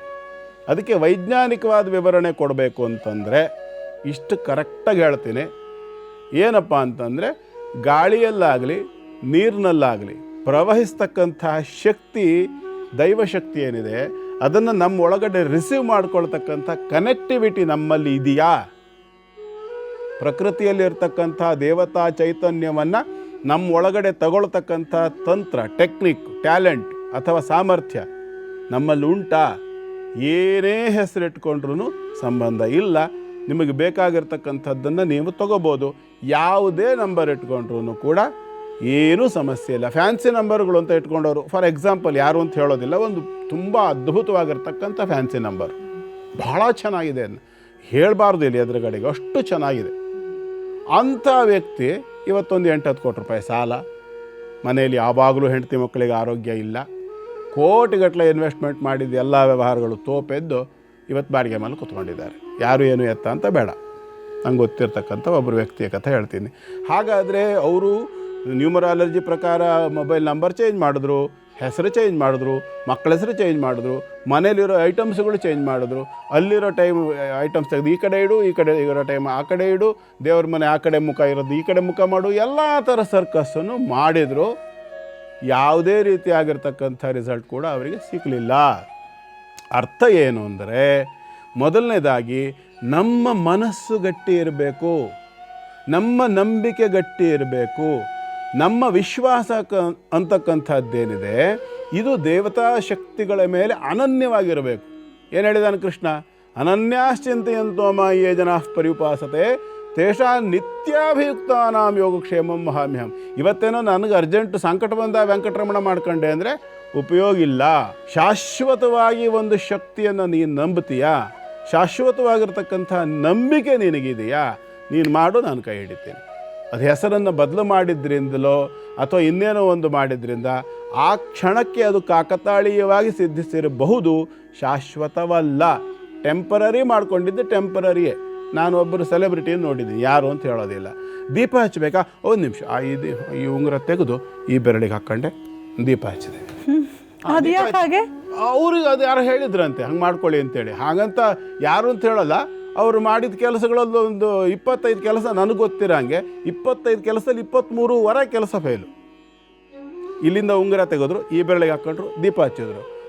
ಕ್ಲಾಪ್ ಮಾಡಬೇಕಾ? ಬಂದೆ, ಕ್ಲಾಪ್ ಮಾಡಿಕೊಡ್ತೀನಿ. ಈ ಉಂಗುರ ತೆಗೆದ್ರು, ಈ ಕಡೆ ತೆಗೆದು ಹಾಕೊಂಡ್ಬಿಟ್ರು, ಟಾಕ್ ಕ್ಲಾಪ್ ಮಾಡಿದ್ರು. ಡಮ್. ಅಂದರೆ ವೀಕ್ಷಕರೇ, ನಂಬಿಕೆ ಇರಬೇಕು, ಮೂಢನಂಬಿಕೆ ಅಲ್ಲ. ಈ ಆಚಾರ ವಿಚಾರ ವಿಭಾಗ ಇರೋದೇ ಅದಕ್ಕಾಗಿ. ನಾವು ಏನು ಮಾಡ್ತಾ ಇದ್ದೀವಿ ಅದ್ರ ಹಿಂದೆ ಒಂದು ಕಾರಣ ಇರಬೇಕು. ಹಿರಿಯರೆಲ್ಲ ಸರ್ಚ್ ಮಾಡಿ ಹೋಗಿರೋದನ್ನು ನಾವು ರೀಸರ್ಚ್ ಮಾಡ್ತಾ ಇದ್ದೀವಿ ಅಷ್ಟೇ. ಹೊಸತೇನು ನಾವು ಮಾಡ್ತಿಲ್ಲ. ಅವರಾಗಲೇ ಹಾದಿ ಹಾಕ್ಕೊಟ್ಟಿದ್ದಾರೆ, ಅದರ ಹಾದಿಯಲ್ಲಿ ನಡೆಯೋಣ. ಹೊಸದು ಏನೋ ಸೃಷ್ಟಿ ಮಾಡಿ ಜನರ ಗಮನ ಸೆಳ್ಸೋಕ್ಕೆ ಹೋಗಿ ಅವರ ಜೀವನ ಬರ್ಬಾದಾಗೋದು ಎಷ್ಟು ಸರಿ? ನಾವು ಅಂತಹ ಜನರ ಸಂಪರ್ಕಕ್ಕೆ ಹೋಗೋದು ಬೇಡ. ಟೋಪಿ ಹಾಕಿಸ್ಕೊಳ್ಳೋರು ಎಷ್ಟು ಜನ ಇರ್ತಾರೋ ಹಾಕೋರು ಅಷ್ಟೇ ಜನ ಇದ್ದೇ ಇರ್ತಾರೆ. ಆಚಾರ ವಿಚಾರ ವಿಭಾಗದಲ್ಲಿ ಇವತ್ತು ನಾನು ಏನು ಕೇಳ್ತಾ ಇದ್ದೀನಿ ನಿಮ್ಮನ್ನು ಅಂತ ಹೇಳಿದ್ರೆ, ನಾವು ನಿಂಬೆ ಹಣ್ಣಿನ ದೀಪವನ್ನು ಹಚ್ಚೋದ್ರ ಬಗ್ಗೆ. ರಾಹುಕಾಲದಲ್ಲಿ ಬಹುಶಃ ಹಚ್ಚೋದು ತುಂಬ ವಿಶೇಷ. ತುಂಬ ಜನ ಹೇಳಿರೋಂಥದ್ದು. ಯಾಕೆ ಇಷ್ಟು ದಶಕಗಳು ಕಳೆದರೂ ಕೂಡ ಭಕ್ತರ ಸಂಖ್ಯೆ ಇನ್ನೂ ಹೆಚ್ಚಾಗ್ತಿದೆ ಅಂತ ಹೇಳಿದ್ರೆ, ಅದು ದೇವಿಯ ಒಂದು ಜಾಗೃತ ಸ್ಥಳವಾಗಿರುತ್ತೆ, ಆಕರ್ಷಣೆ ಆಗಿರುತ್ತೆ ಅನ್ನೋದು ನನ್ನ ಭಾವ ಅಲ್ವಾ ಗುರುಗಳೇ? ರಾಹುಕಾಲದಲ್ಲಿ ಯಾಕೆ ನಿಂಬೆ ಹಣ್ಣಿನ ದೀಪವನ್ನು ಹಚ್ಚಲಾಗತ್ತೆ? ತುಂಬ ಜನ ಹಚ್ಚಿರೋರೆಲ್ಲರೂ ಕೂಡ ಹೀಗೆ ಅವರ ಸಮಸ್ಯೆ ಬಗೆಹರಿದಿದೆ ಅಂತ ತುಂಬ ಜನ ಹೇಳಿದ್ದಾರೆ. ನಾನು ಅಲ್ಲಿ ಹೋಗಿ ಒಂದು ಇಂಟರ್ವ್ಯೂ ಕೂಡ ಮಾಡಿದ್ದೆ ಒಬ್ಬರನ್ನು. ಅದರ ಜೊತೆಗೆ ಅಲ್ಲಿರುವಂಥ ಒಂದು ಕಲ್ಲು, ಆ ಕಲ್ಲಿನ ಮೇಲೆ ಹೀಗೆ ಕೈ ಇಟ್ಕೊಂಡ್ರೆ, ಹಾಗೆ ನಾವೇನಾದ್ರು ಪ್ರಶ್ನೆ ಮನಸ್ಸಲ್ಲೇ ಕೇಳ್ಕೊಂಡು ಹೀಗೆ ಕೈ ಇಟ್ಕೊಂಡ್ರೆ ಕೈ ಹಾಗೆ ಜರುಗಿ ಬರುತ್ತೆ. ಅದು ವಿಸ್ಮಯ ಅನಿಸುತ್ತೆ ಗುರುಗಳೇ. ಇವೆಲ್ಲದಕ್ಕೂ ಉತ್ತರ ಏನು ಹೇಳ್ತೀರಾ? ಇವೆಲ್ಲವಕ್ಕೂ ಉತ್ತರ ಪ್ರಕೃತಿಯಲ್ಲಿ ಇಂಥ 1000 ವಿಚಿತ್ರಗಳಿದೆ, 1000 ಗಟ್ಟಲೆ ವಿಚಿತ್ರಗಳಿದೆ. ನಿಮ್ಗೆ ಇನ್ನೊಂದು ಇದನ್ನು ಹೇಳಿದ್ರಲ್ಲ, ಈಗ 2 ವಿಚಾರ ತಿಳಿಸ್ತೇನೆ ಇದ್ರ ಜೊತೆಗೆ ಸಂಬಂಧಪಟ್ಟಿದ್ದು. ನೀವು ಕಲ್ಲಿನ ವಿಚಾರ ಹೇಳಿದ್ರಲ್ಲ, ಒಂದು ಜಾಗ ಇದೆ, ಕರ್ನಾಟಕದಲ್ಲೇ ಇದೆ, ಕೊಡಚಾದ್ರಿ ಬೆಟ್ಟದ ತಪ್ಪಲಿನಲ್ಲಿ 2 ಜಾಗಗಳ ಬಗ್ಗೆ ಹೇಳ್ತೀನಿ. ಒಂದು ಬಿಳಾಲಮಕ್ಕಿ ಅಂತ ಒಂದು ಜಾಗ, ಮತ್ತೊಂದು ಗೌರಿಕೆರೆ ಅಂತಕ್ಕಂಥದ್ದು ಒಂದು ಜಾಗ. ಆ ಗೌರಿಕೆರೆಯಲ್ಲಿ ಒಂದು 8 ಅಡಿ ಬೈ 8 ಅಡಿದು ಒಂದು ಹೊಂಡ ಇದೆ, ನೀರು ನಿಲ್ಲಿಸ್ತಕ್ಕಂಥ ಒಂದು ಟ್ಯಾಂಕ್, ನೆಲದೊಳಗಡೆ ಸಂಪು ಅಂತ ಹೇಳ್ಬೋದು, ಇವತ್ತಿನ ಜನರಿಗೆ ಬೇಗ ಅರ್ಥ ಆಗುತ್ತೆ. ಆ ಒಂದು ಇದರಲ್ಲಿ ಅದು ಆಳ ಎಷ್ಟಿದೆ ಅಂತ ಹಿಂಗೆ ಬಗ್ಗೆ ನೋಡಿದ್ರೆ ಕಾಣಿಸ್ತದೆ, ತೀರ ಭಾರಿ ಆಳದ್ದೇನಲ್ಲ ಅದು. ಅದ್ರ ಒಳಗಡೆಗೆ ಹಾವಸೆ ಅಂದರೆ ಈ ಪಾಚಿ ಅಂತ ಹೇಳ್ತಾರಲ್ಲ, ಅದು ಬೆಳೆದು ಗಿಡದಂತೆ ಬೆಳೆದು ಉದ್ದಕ್ಕೆ ಬಂದಿರತಕ್ಕಂಥದ್ದು, ಮೇಲ್ಗಡೆ ಲೆವೆಲ್ವರೆಗೂ ಸಹ ಮಾಮೂಲಂತೆ ಇರ್ತದೆ. ನೀವಲ್ಲಿ ಹೋಗ್ಬಿಟ್ಟು ಸುಮ್ಮನೆ ಹೀಗೆ ನಿಂತ್ಕೊಂಡು ಒಂದು 3 ಸರಿ ಹಿಂಗೆ ಚಪ್ಪಳೆ ಹೊಡೆದ್ರೆ ಗುಳ್ಳೆ ಬರೋಕ್ಕೆ ಶುರುವಾಗುತ್ತೆ ಕೆಳಗಡೆಯಿಂದ. ಆಯಿತಾ? ಗುಳ್ಳೆ ಬರೋಕ್ಕೆ ಶುರುವಾಗುತ್ತೆ. ಹಾಗೆ ಶಬ್ದ ಜೋರು ಆದಾಗೂ ಗುಳ್ಳೆಗಳು ಜಾಸ್ತಿ ಬರೋಕ್ಕೆ ಶುರುವಾಗುತ್ತೆ. ಇದು ಒಂದು ಜಾಗ. ಇನ್ನೊಂದು ಜಾಗ ಇದೆ. ಆ ಜಾಗದಲ್ಲಿ ಹೇಗೆ ಅಂತಂದರೆ, ನೀರು ಬೀಳ್ತಾ ಇರುತ್ತೆ, ಜನ ಹತ್ತಿರ ಹೋದ್ಕೊಳ್ಳೆ ನೀರು ನಿಂತಾನೆ ಸ್ಲೋ ಆಗಿ ನಿಂತೋಗ್ಬಿಡುತ್ತೆ. ಜನ ಹತ್ತಿರ ಹೋದ್ಕೊಳ್ಳೆ ನಿಂತೋಗುತ್ತೆ. ನೀರು ಬೀಳೋದು ಆ ಫಾಲ್ಸ್ ಥರ ಬೀಳ್ತಿರುತ್ತೆ, ಉದ್ದಕ್ಕೆ ಬೀಳುತ್ತೆ, ನಿಧಾನ ಕಡಿಮೆ ಆಗ್ತಾ ಬಂದು ಸ್ಟಾಪ್ ಆಗ್ಬಿಡುತ್ತೆ. ಅದ್ರ ಹೋಗೋದು ಎದುರುಗಡೆ ನಿಂತ್ಕೊಂಡವ್ರು ಯಾರಾದರೂ ದೊಡ್ಡ ಧ್ವನಿಯಲ್ಲಿ ನಮ್ಮ ಮಂತ್ರ ಭಾಗದಲ್ಲಿ ನಮಸ್ತೆ ರುದ್ರ ಪ್ರಶ್ನೆ ಅನ್ನುವಂಥದ್ದು ಒಂದು ಮಂತ್ರ ಇದೆ. ಅದರಲ್ಲಿ ಕೆಲವಷ್ಟು ನಿರಂತರವಾಗಿ ಹೇಳ್ತಕ್ಕಂಥದ್ದು, ನಾನ್ ಸ್ಟಾಪ್ ಮಂತ್ರಗಳಿಗೆ, ವಾಕ್ಯಗಳಿಗೆ ಮಧ್ಯದಲ್ಲಿ ಗ್ಯಾಪ್ ಕೊಟ್ಟು ಹೇಳುವಂಥದ್ದಲ್ಲ, ಗ್ಯಾಪ್ ಕೊಡದೆ ಹೇಳ್ತಕ್ಕಂಥದ್ದು. ನಮಃ ಸೋಮಾಯ ಚ ರುದ್ರಾಯ ಚ ನಮಸ್ತಾಮ್ರಾಯ ಚ ರುಣಾಯ ಚ ನಮಃ ಶಂಗಾಯ ಚ ಪಶುಪತಯೇ ಚ ಹೀಗೆ ಬರುತ್ತೆ. ಇದು ಉದ್ದಕ್ಕೆ ಹೋಗುವಾಗ ಈ ಥರ ಉದ್ದ ನಾನ್ ಸ್ಟಾಪ್ ಒಂದು 3-4 ಜನ ಮಂತ್ರ ಹೇಳೋಕ್ಕೆ ಶುರು ಮಾಡಿದ್ರೆ ದಪ ಬಂದು ನೀರು ಬೀಳೋಕ್ಕೆ ಶುರುವಾಗುತ್ತೆ. ಅಷ್ಟು ಜೋರಾಗಿ ಬರ್ಲಿಕ್ಕೆ ಸಾಧ್ಯನೇ ಇಲ್ಲ. ಎಂಥ ಬೇಸಿಗೆಯಲ್ಲಿ ಹೋದರೂ ಕೂಡ ಅಷ್ಟು ಜೋರಾಗಿ ನೀರು ಬಂದು ಬೀಳ್ತದೆ ಫಾಲ್ಸ್ನಲ್ಲಿ ಬಿದ್ದಾಗಿ. ಅದು ಅಲ್ಲೇನೆ ಕೊಡಚಾದ್ರಿ? ಇದು ಎರಡೂ ಸಹ ಕೊಡಚಾದ್ರಿ ಬೆಟ್ಟದ ತಪ್ಪಲಿನಲ್ಲೇ ಇರ್ತಕ್ಕಂಥ ಪ್ರದೇಶಗಳು. ಪ್ರಕೃತಿಯಲ್ಲಿ ಇಂತಹ ಅದ್ಭುತವಾಗಿರತಕ್ಕಂಥ ಚೈತನ್ಯ ಅನೇಕ ಕಡೆಗಳಲ್ಲುಂಟು. ಸೊ ಹಾಗಾಗಿ ಅದು ಆ ಒಂದು ದೇವತಾ ಶಕ್ತಿಯ ಆವಾಸ ಆಗಿರೋದ್ರಿಂದ ಅದು ಅಲ್ಲಿ ಜಾಗೃತವಾಗಿ ಇದ್ದಿರಬಹುದು. ನಾನು ಅದನ್ನಿಲ್ಲ ಅಂತ ಹೇಳಲ್ಲ. ಇನ್ನು ನಿಂಬೆಹಣ್ಣಿನ ದೀಪ ಹಚ್ಚೋ ವಿಚಾರಕ್ಕೆ ಬರೋಣ. ನಿಂಬೆಹಣ್ಣಿನಲ್ಲಿ ಇರತಕ್ಕಂಥದ್ದು ಒಂದು ವಿಶೇಷವಾದ ಶಕ್ತಿ ಏನಪ್ಪ ಅಂತಂದರೆ, ಅದು ನೆಗೆಟಿವ್ ಇರ್ಬೋದು, ಪಾಸಿಟಿವ್ ಇರ್ಬೋದು, 2 ರೀತಿಯ ವೈಬ್ರೇಷನನ್ನು ಅದು ಅಬ್ಸರ್ವ್ ಮಾಡ್ತದೆ. ಇದು ವೈಜ್ಞಾನಿಕವಾಗಿ ಹೇಳ್ತಾ ಇದ್ದೀನಿ ನಾನು. ಅನೇಕ ಮಾಂತ್ರಿಕ ವ್ಯವಹಾರಗಳಲ್ಲಿ, ತಾಂತ್ರಿಕ ವ್ಯವಹಾರಗಳಲ್ಲೆಲ್ಲ ಕೂಡ ನಿಂಬೆಹಣ್ಣಿನ ಬಳಕೆ ಹೆಚ್ಚಾಗ್ತದೆ. ದೇವತಾ ಶಕ್ತಿಗಳನ್ನು ಆಕರ್ಷಿಸುವುದಕ್ಕೂ ನಿಂಬೆಹಣ್ಣು ಬಳಕೆ ಆಗ್ತದೆ. ದುಷ್ಟಶಕ್ತಿಗಳ ಆಕರ್ಷಣೆಗೆ ಅಥವಾ ಪ್ರೇತ ಶಕ್ತಿಗಳು ಅಥವಾ ಈ ಒಂದು ನೆಗೆಟಿವ್ ವೈಬ್ಸ್ ಅಂತ ಏನು ಹೇಳ್ತಾರೆ, ಇವುಗಳನ್ನು ಆಕರ್ಷಣೆ ಮಾಡೋದಕ್ಕೂ ಕೂಡ ನಿಂಬೆಹಣ್ಣು ಬಹಳ ಮುಖ್ಯವಾಗಿ ಬಳಕೆ ಆಗ್ತಕ್ಕಂಥದ್ದು. ಹಾಗಾಗಿ ಮತ್ತೆ ಅದರ ಒಳಗಡೆಗೆ ನೀವು ದೀಪವನ್ನು ಹಚ್ಚೋದೇನಿದೆ ಇದು ಅಗ್ನಿಯದು. ದೇವತಾ ಸ್ವರೂಪಗಳು ಅಗ್ನಿತತ್ವ ಶರೀರಿಗಳು ಅಂತ ಹೇಳುತ್ತೆ. ದೇವತೆಗಳನ್ನು ಅಗ್ನಿಮುಖಾವೈ ದೇವಾಹ ಅಂತ ಶಾಸ್ತ್ರದಲ್ಲಿ ಮಾತಿದೆ. ದೇವತೆಗಳ ಆಕಾರ ಹೇಗಿರ್ತದೆ ಅಂದರೆ ಅಗ್ನಿಯ ಜ್ವಾಲೆಯಂತೆ ಇರ್ತದೆ. ಅಗ್ನಿಯ ಜ್ವಾಲೆಗೆ ಆಕಾರ ಇದೆಯಾ? ಅದರ ಆಕಾರ ಇದೆ. ಆಕಾರ ಉಂಟು, ಅದರ ಆಕಾರ ಇಲ್ಲ. ಯಾಕೆ ಅಂದರೆ ನಿಶ್ಚಿತವಾದ ಆಕಾರ ಅಂತ ಇಲ್ಲ ಅಗ್ನಿಗೆ. ಹಾಗೇನೆ ದೇವತೆಗಳಿಗೂ ಹಾಗೇನೆ, ಅವು ಅಗ್ನಿತತ್ವ ಶರೀರಿಗಳಾದ್ದರಿಂದ ಅವಳಿಗೆ ಇಂಥದ್ದೇ ಒಂದು ಆಕಾರ ಅಂತ ಇಲ್ಲ, ಅದರ ಆಕಾರ ಉಂಟು. ಹಾಗಾಗಿ ಯಾವಾಗ ನಿಂಬೆಹಣ್ಣಿನ ದೀಪವನ್ನು ನೀವು ಉಲ್ಟಾ ಮಾಡಿ ಅದರ ಒಳಗಡೆಗೆ ತುಪ್ಪದ ಬತ್ತಿ ಅಥವಾ ಎಣ್ಣೆ ಬತ್ತಿ ಅಥವಾ ತುಪ್ಪದ ಬತ್ತಿಯನ್ನೇ ಇಡಬೇಕು. ಎಣ್ಣೆ ಬತ್ತಿ ಇಡೋದಾದ್ರೆ ಎಳ್ಳೆಣ್ಣೆದೇ ಇಡಬೇಕು, ಬೇರೆ ಎಣ್ಣೆ ಅದ್ದಿರ್ತಕ್ಕಂಥ ಬತ್ತಿಯನ್ನು ಇಡೋದಿಲ್ಲ. ತುಪ್ಪವನ್ನು ಹಾಕ್ಬೋದು, ಎರಡರಲ್ಲಿ ಹೆಚ್ಚಾಗಿ ಎಳ್ಳೆಣ್ಣೆನೇ ಬಳಸೋದು. ಇದನ್ನು ಇಟ್ಟಾಗ ತಿಲಾಹ್ ಪಾಪಹರ ಶುಭ ಅಂತ ಹೇಳುತ್ತೆ. ಪಾಪಗಳನ್ನು ನಾಶ ಮಾಡ್ತಕ್ಕಂಥದ್ದು ಎಳ್ಳೆಣ್ಣೆಯ ಸ್ವಭಾವ. ಘೃತೇನ ವರ್ಧತೆ ಬುದ್ಧಿ ಆಯುಷ್ಯ ವಿಂದತೆ ಸದಾ. ತುಪ್ಪವನ್ನು ಹಾಕೋದ್ರಿಂದ ಆಯಸ್ಸು, ಬುದ್ಧಿ, ಧನ ಸಂಪತ್ತು ಹೆಚ್ಚಾಗ್ತದೆ ಅಂತ ಬರ್ತದೆ. ಹಾಗಾಗಿ ನೀವು ತುಪ್ಪದ ಬತ್ತಿ ಇಡಬೇಕು ಯೋಚನೆ ಮಾಡ್ತಿರೋ, ಎಳ್ಳೆಣ್ಣೆ ಬತ್ತಿ ಇಡ್ತಿರೋ ನಿಮಗೆ ಬಿಟ್ಟಿದ್ದು. ಆದರೆ ಪಾಪನಾಶವಾಗದೆ ಸಂಪತ್ತನ್ನು ತೊಗೊಂಡೇನು ಮಾಡ್ತೀರಿ? ಅದು ನಿಲ್ಲೋದಿಲ್ಲ. ಹಾಗಾಗಿ ಮೊದಲು ಎಳ್ಳೆಣ್ಣೆ ಹಾಕಿರ್ತಕ್ಕಂಥ ಬತ್ತಿಯ ದೀಪವನ್ನು ಹಚ್ಚತಕ್ಕಂಥದ್ದು ಸೂಕ್ತ. ನೀವು ಯಾವುದನ್ನು ನೀವು ಬಯಸ್ತೀರಿ ಅದು ದೀಪ ಹಚ್ಚುವಾಗ ನಿಮ್ಮ ಸಂಕಲ್ಪದಲ್ಲಿ ನಿಮ್ಮ ಅಪೇಕ್ಷೆಯಲ್ಲಿ ಏನುಂಟು ಅಂತಕ್ಕಂಥ ಆಧಾರದ ಮೇಲೆ ಅದನ್ನು ಹಚ್ಚಿದಾಗ ಅಲ್ಲಿ ಯಜ್ಞಕ್ಕೆ ನೆನ್ಪಿಟ್ಕೊಳ್ಳಿ, ಆಕರ್ಷಣೆ ಮಾಡ್ತಕ್ಕಂಥ ಸಾಮರ್ಥ್ಯ ಇರುವ ನಿಂಬೆಹಣ್ಣನ್ನು ಉಲ್ಟ ಮಾಡಿದಾಗ ಅದು ಒಂದು ಯಜ್ಞಕುಂಡದ ರೀತಿಯಲ್ಲಿ ಆಗ್ತದೆ. ಅದು ಆ ಯಜ್ಞಕುಂಡದ ಒಳಗಡೆ ನೀವು ಉರಿಸ್ತಕ್ಕಂಥ ಜ್ಯೋತಿ ಸಾಕ್ಷಾತ್ ಅಗ್ನಿ. ಅಲ್ಲಿ ಯಾವ ದೇವತೆಯ ಮುಂದೆ ನೀವು ಹಚ್ಚಿಡ್ತೀರಿ ಆ ದೇವತೆಯ ಮುಂದಿನಿಂದ ಬರ್ತಕ್ಕಂತಹ ಆ ದೃಷ್ಟಿ ಏನಿದೆಯಲ್ಲ, ನಾನು ಹಿಂದಿನೊಂದು ಸಂಚಿಕೆಯಲ್ಲಿ ಹೇಳಿದ್ದೆ, ಗ್ರಹ ಅಂತಂದರೆ ಹೀರಿದ್ದು, ವಿ ಅಂದರೆ ವಿಸ್ತಾರಗೊಳಿಸ್ತಕ್ಕಂಥದ್ದು. ಪ್ರಕೃತಿಯಿಂದ ಹೀರಲ್ಪಟ್ಟಂತಹ ಸಾಮರ್ಥ್ಯ ಶಕ್ತಿಯನ್ನು ವಿಸ್ತಾರ ಮಾಡತಕ್ಕಂಥದ್ದಕ್ಕೆ ವಿಗ್ರಹ ಅಂತ ಕರಿಬೇಕು. ಆ ವಿಗ್ರಹದ ಮುಂದೆ ಹಚ್ಚಿಟ್ಟಾಗ ನಿಮ್ಮ ಭಕ್ತಿ ಭಾವನೆಗಳಿಂದ ಏನು ಅಲ್ಲಿ ಜ್ಯೋತಿ ಜ್ವಲನೆ ಆಗ್ತದೆ. ಆ ಯಜ್ಞವನ್ನು ಮಾಡಿದಂತಹ ಪುಣ್ಯವು ಮತ್ತು ಆ ವಿಗ್ರಹದಿಂದ ಬರ್ತಕ್ಕಂತಹ ಆ ತೇಜಸ್ಸು ಅಥವಾ ದೇವತಾ ಚೈತನ್ಯ ಅನ್ನುವಂಥದ್ದು ಏನಿದೆ, ಇದು ಆ ಜ್ವಾಲೆಯ ಮುಖಾಂತರವಾಗಿ ನೀವು ರಿಸೀವ್ ಮಾಡ್ಕೊಳ್ತೀರಿ. ಈ ಮುಖಾಂತರವಾಗಿ ನಿಮ್ಮಲ್ಲಿ ಒಂದು ಆ ಸಾಮರ್ಥ್ಯ ಅಂತಕ್ಕಂಥದ್ದು ಹೆಚ್ಚಾಗ್ತದೆ. ಎಷ್ಟು ದೀಪಗಳನ್ನು ಹಚ್ಚಬೇಕು? ಅದು ಕೆಲವರು ಒಬ್ಬೊಬ್ಬರು ಒಂದೊಂದು ರೀತಿಯಲ್ಲಿ ಹಚ್ತಾರೆ ವಾಸ್ತವಾಂಶ. ಆದರೆ ಮನುಷ್ಯ ಎಷ್ಟು ಹಚ್ಚಬೇಕು ಅಂತಂದರೆ 16ರಿಂದ 24 ಸಂಖ್ಯೆಯವರೆಗೆ ಎಷ್ಟು ಹಚ್ಬೋದು. ಕನಿಷ್ಠ 16. ಯಾಕೆಂದರೆ ಮನುಷ್ಯನಿಗೆ 16 ಬೇಲಿ ಇದೆ ಅಂತ ಹೇಳುತ್ತೆ. ದೈವಾನುಗ್ರಹವನ್ನು ರಿಸೀವ್ ಮಾಡಿಕೊಳ್ಳಿಕ್ಕೆ 16 ಬೇಲಿ ಇದೆ. ಈ 16 ಬೇಲಿಗಳನ್ನು ನಮ್ಮನ್ನು ದಾಟಿಸಿ ಆ ಕಡೆ ಕರೆದೊಯ್ತಕ್ಕಂಥ ಒಂದು ವಿದ್ಯೆ ಇದೆ. ಆ ವಿದ್ಯೆಯನ್ನು ಶ್ರೀವಿದ್ಯಾ ಅಂತ ಹೇಳ್ತಾರೆ.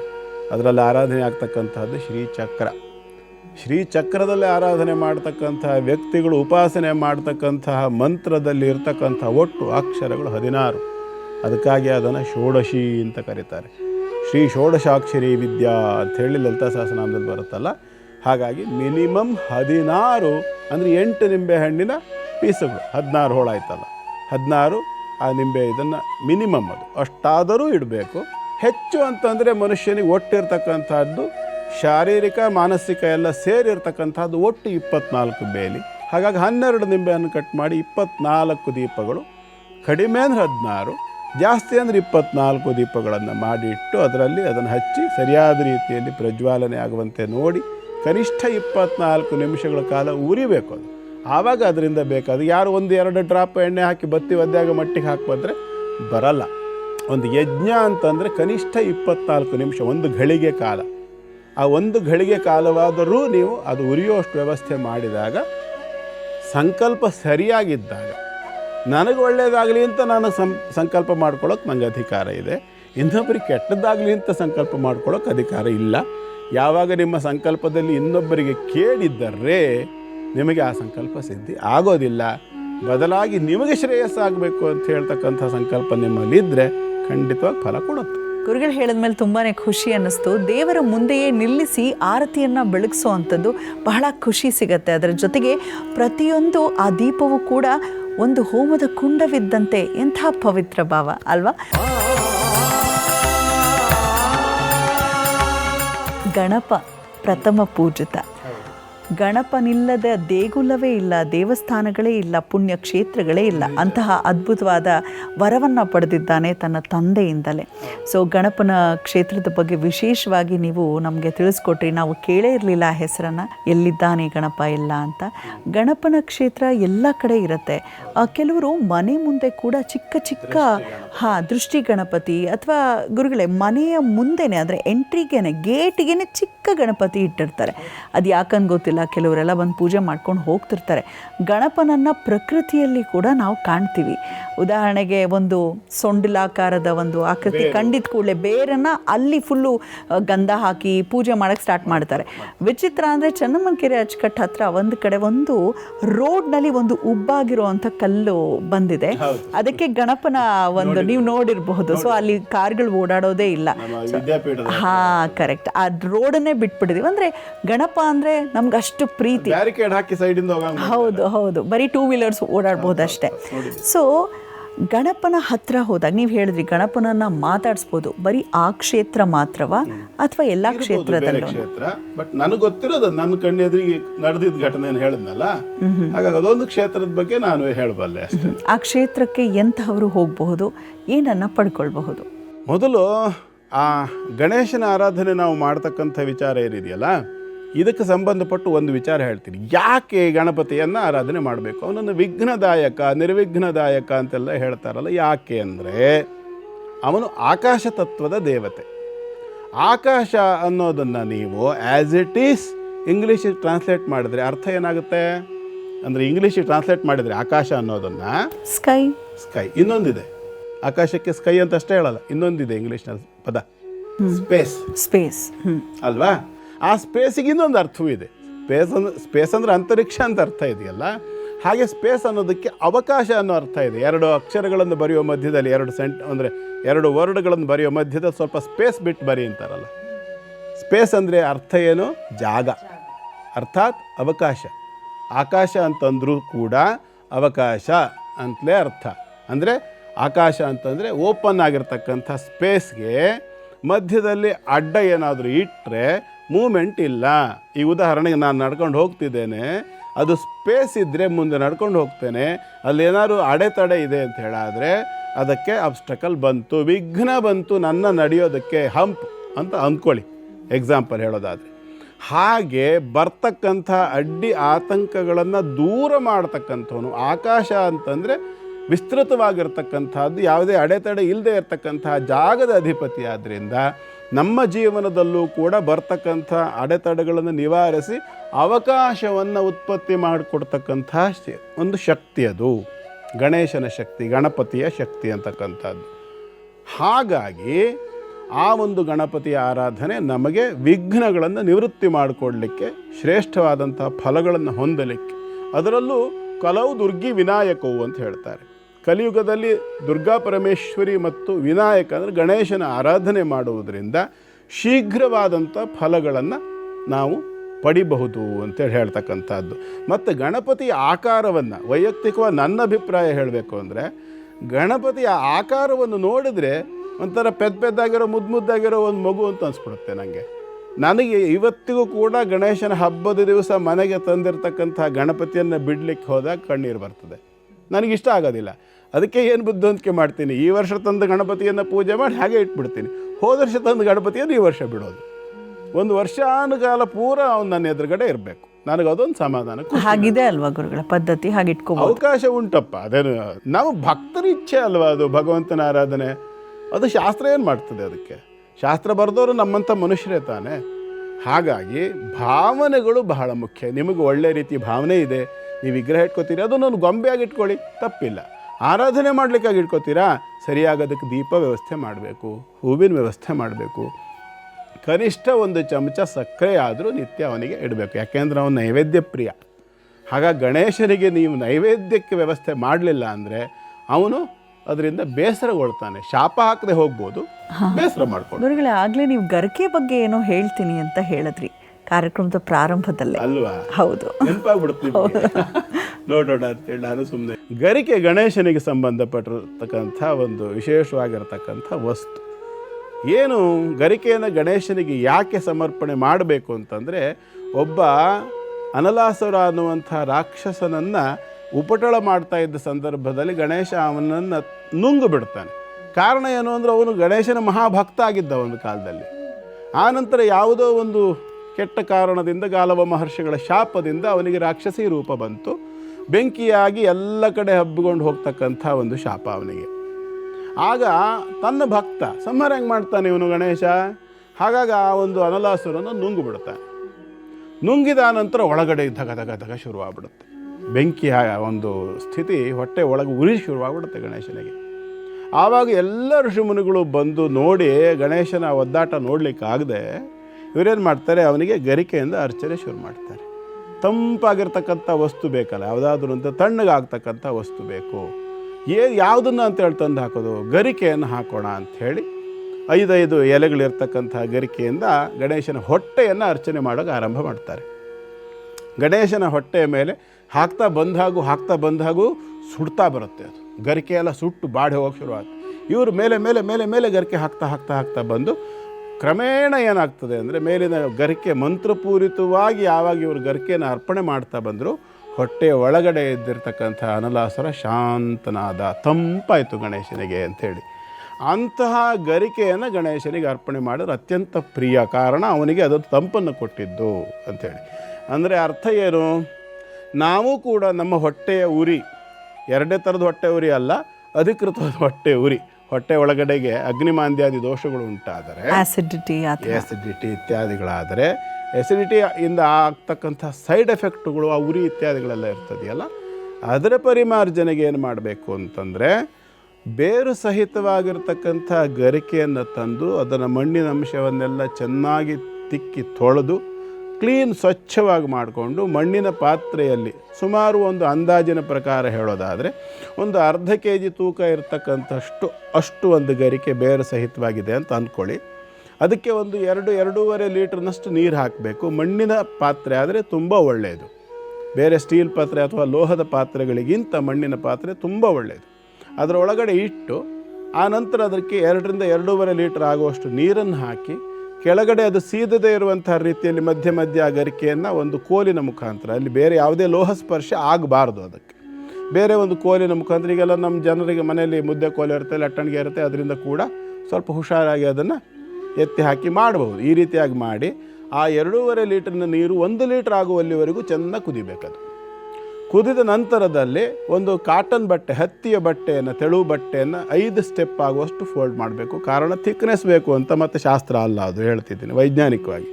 ಅದನ್ನು ಸರಿಯಾಗಿ ಆ ಬಟ್ಟೆಯ ಆ ಒಂದು ಮಡಿಕೆಯನ್ನು ಕುದಿಸಿರ್ತೀರಿ, ಆ ಮಡಿಕೆಯ ಮೇಲ್ಭಾಗಕ್ಕೆ ಬಾಯಿ ಅಂತ ಏನು ಹೇಳ್ತೇವೆ, ಅಲ್ಲಿಗೆ ಅದನ್ನು ಮುಚ್ಚಾಕಿ ಒಂದು ದಾರದಿಂದ ಬಿಗಿಯಾಗಿ ಕಟ್ಟಿ, ಬಟ್ಟೆ ಬಿಚ್ಚದೇ ಇರುವಂಥ ರೀತಿಯಲ್ಲಿ, ಹೊರಗಡೆ ಬರದೇ ಇರತಕ್ಕಂಥ ರೀತಿಯಲ್ಲಿ ಕಟ್ಟಿ ಬೋರ್ಲ್ ಹಾಕಬೇಕು. ಆವಾಗ ಆ ಸಂಪೂರ್ಣವಾಗಿರತಕ್ಕಂಥ ಗರಿಕೆ ಕಷಾಯ ಸಿದ್ಧವಾಗ್ತದೆ. ಇನ್ನೇನೂ ಇಲ್ಲ, ಬರೀ ನೀರು, ಏನೂ ಇಲ್ಲ, ಇಷ್ಟೇ.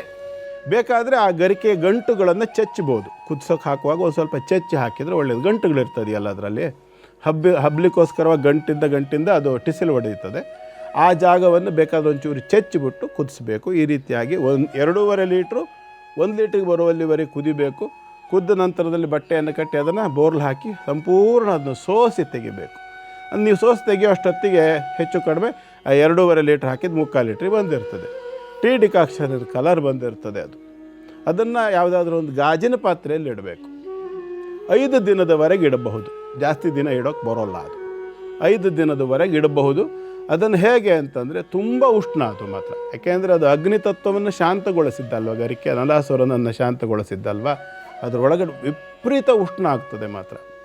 ಏನು ಮಾಡಬೇಕು ಅಂತಂದರೆ, ಖಾಲಿ ಹೊಟ್ಟೆಗೆ ಬೆಳಿಗ್ಗೆ ಎದ್ದ ತಕ್ಷಣ ಅವರ ವಯಸ್ಸಿಗೆ ತಕ್ಕಂತೆ, ಸುಮಾರು 30-35 ವರ್ಷ ದಾಟಿದವರಾದರೆ ಅವರು 30-35 ml ಕುಡಿಬಹುದು.